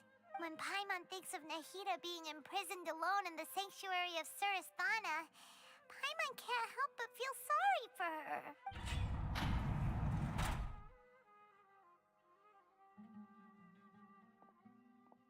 Here comes your savior. Dia! Paimon just knew you would come to rescue us! You two really owe me some big thanks.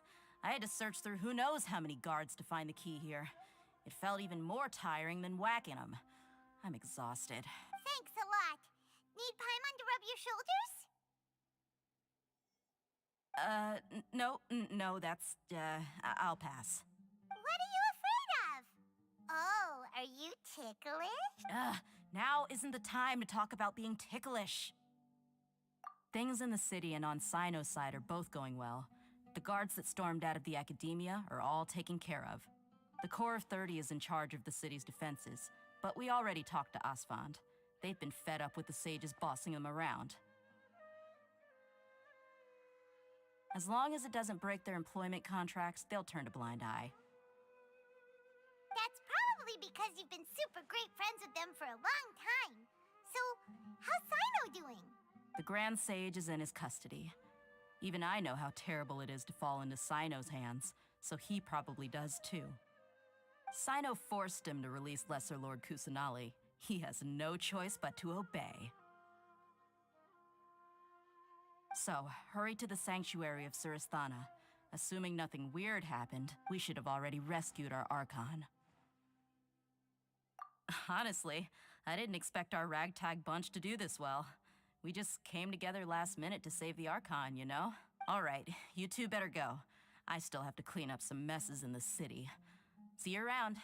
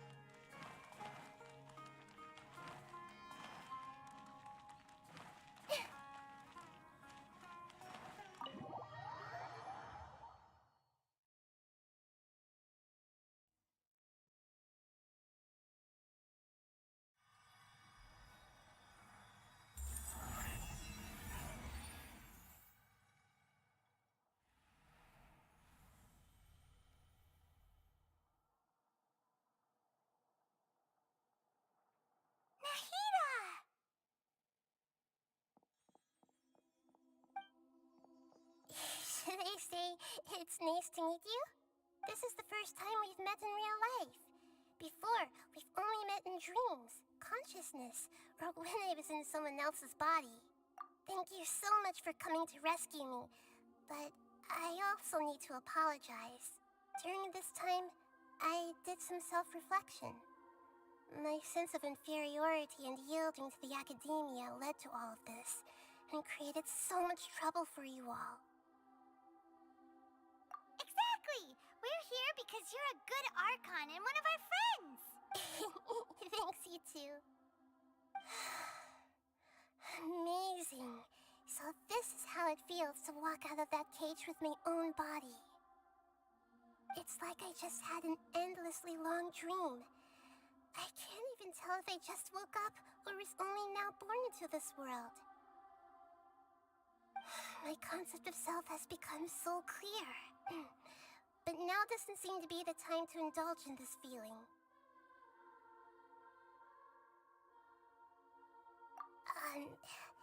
This is really embarrassing.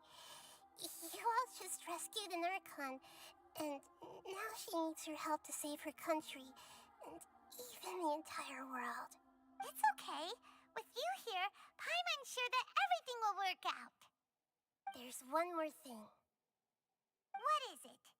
For all the things the Academia did to me, and for all the folly it committed in the name of wisdom, as their Archon, I will make them pay. Ah! Wow! That's the spirit! You're finally standing up for yourself and not letting people walk all over you! I understand now. To be a better Archon, I first need to better myself. If you haven't even figured out how to be a caterpillar, how can you be a butterfly? Yes, true. That reminds me. I wonder how far along the Academia is with their god creation plan. We need to hurry and prevent the birth of that false god. I need to make some preparations. Since I'm now free, I can establish a direct link to the Akasha and control it. First things first, I need to remove the restrictions that the doctor put on me in the Akasha. After that, I'll make some adjustments and revoke the sage's permissions. The Akasha will then be like how it originally was, only operable by the Archon. After all, the Academia betrayed Greater Lord Rukkhadevata's trust. This might take some time. In the meantime, you should also work on your own preparations. If we don't stop the god creation plan in time, we'll be in for a tough fight.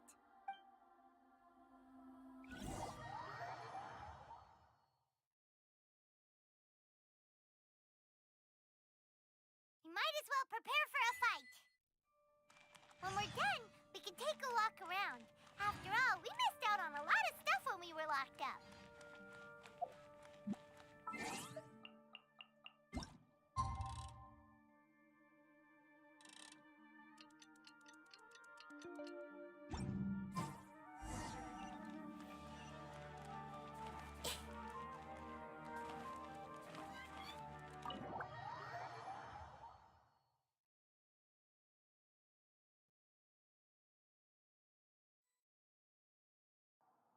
How's it going, Nahida?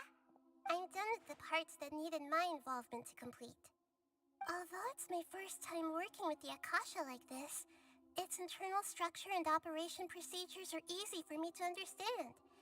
Greater Lord Rukkhadevata's design is truly brilliant.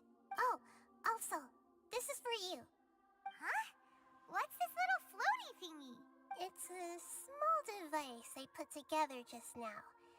You can think of it as an upgraded Akasha terminal. You may not need it right now, but it should be helpful in certain situations. Wait! This thing has the same characteristics as Paimon! We're both small things that float! Oh, all the things that make Paimon special got copied! When Paimon appears with the Traveler from now on, people won't remember Paimon because she isn't unique anymore! It's alright, Paimon. It can't replace you. It's only a flying device, but you're the Traveler's irreplaceable friend. You're so good at comforting people, Nahida. If only the Traveler was as smart as you. I was simply telling you what I feel to be the truth. I wasn't trying to comfort you. Nahida, you're natural at this. What you just said made Paimon even happier. By the way, there's something I need to confess. Even though I'm the Archon and in control of myself again, I'm not very good at fighting. You may have heard that an Archon's power is derived from their people's faith. However, I'm not as well loved as Greater Lord Rukkhadevata. If we get into a situation where combat is our only option, I'll have to count on you, and I'll do my best to provide support. I'm glad I can rely on you. So the God of Wisdom isn't good at fighting? That actually sounds about right. I've located where the false god is. Time is of the essence, so let's skip to it.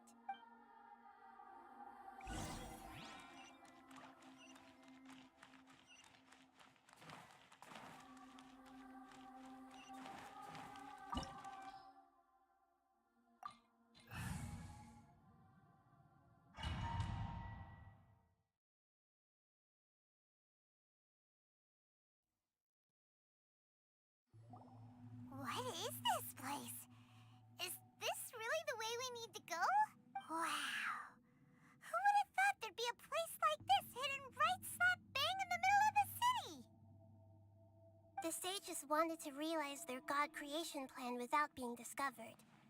The safest and most convenient way would be to build within the academia itself. That's true. They were already hiding one god, so why not two? Judging from the structure here, the project is a huge undertaking. The sages really saw the god creation plan as their ultimate goal. But this place doesn't look like it could have been constructed by the academia alone.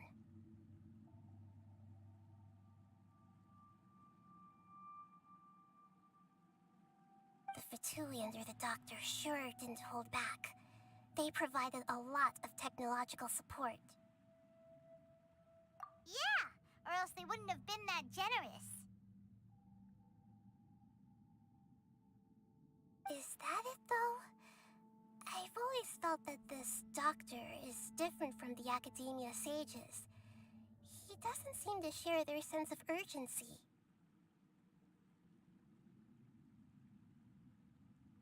Instead of being interested in the end product, it's like he's enjoying the experimental process. The Fatui Harbingers are all such weirdos. So, the Doctor being weird is actually normal. So, this Fatui that they're trying to turn into a god is called the Balladeer? We had previously come into contact with his consciousness.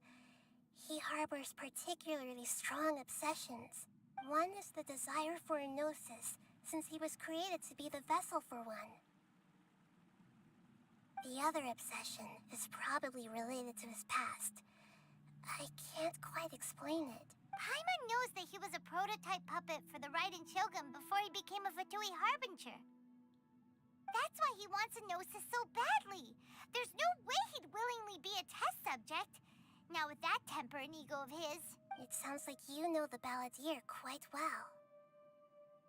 I see. Tell me more about him and what he's like.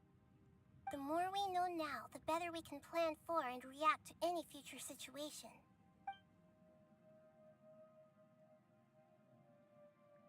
I see. How fascinating. Alright, time to go. Let's get through here and meet him in person.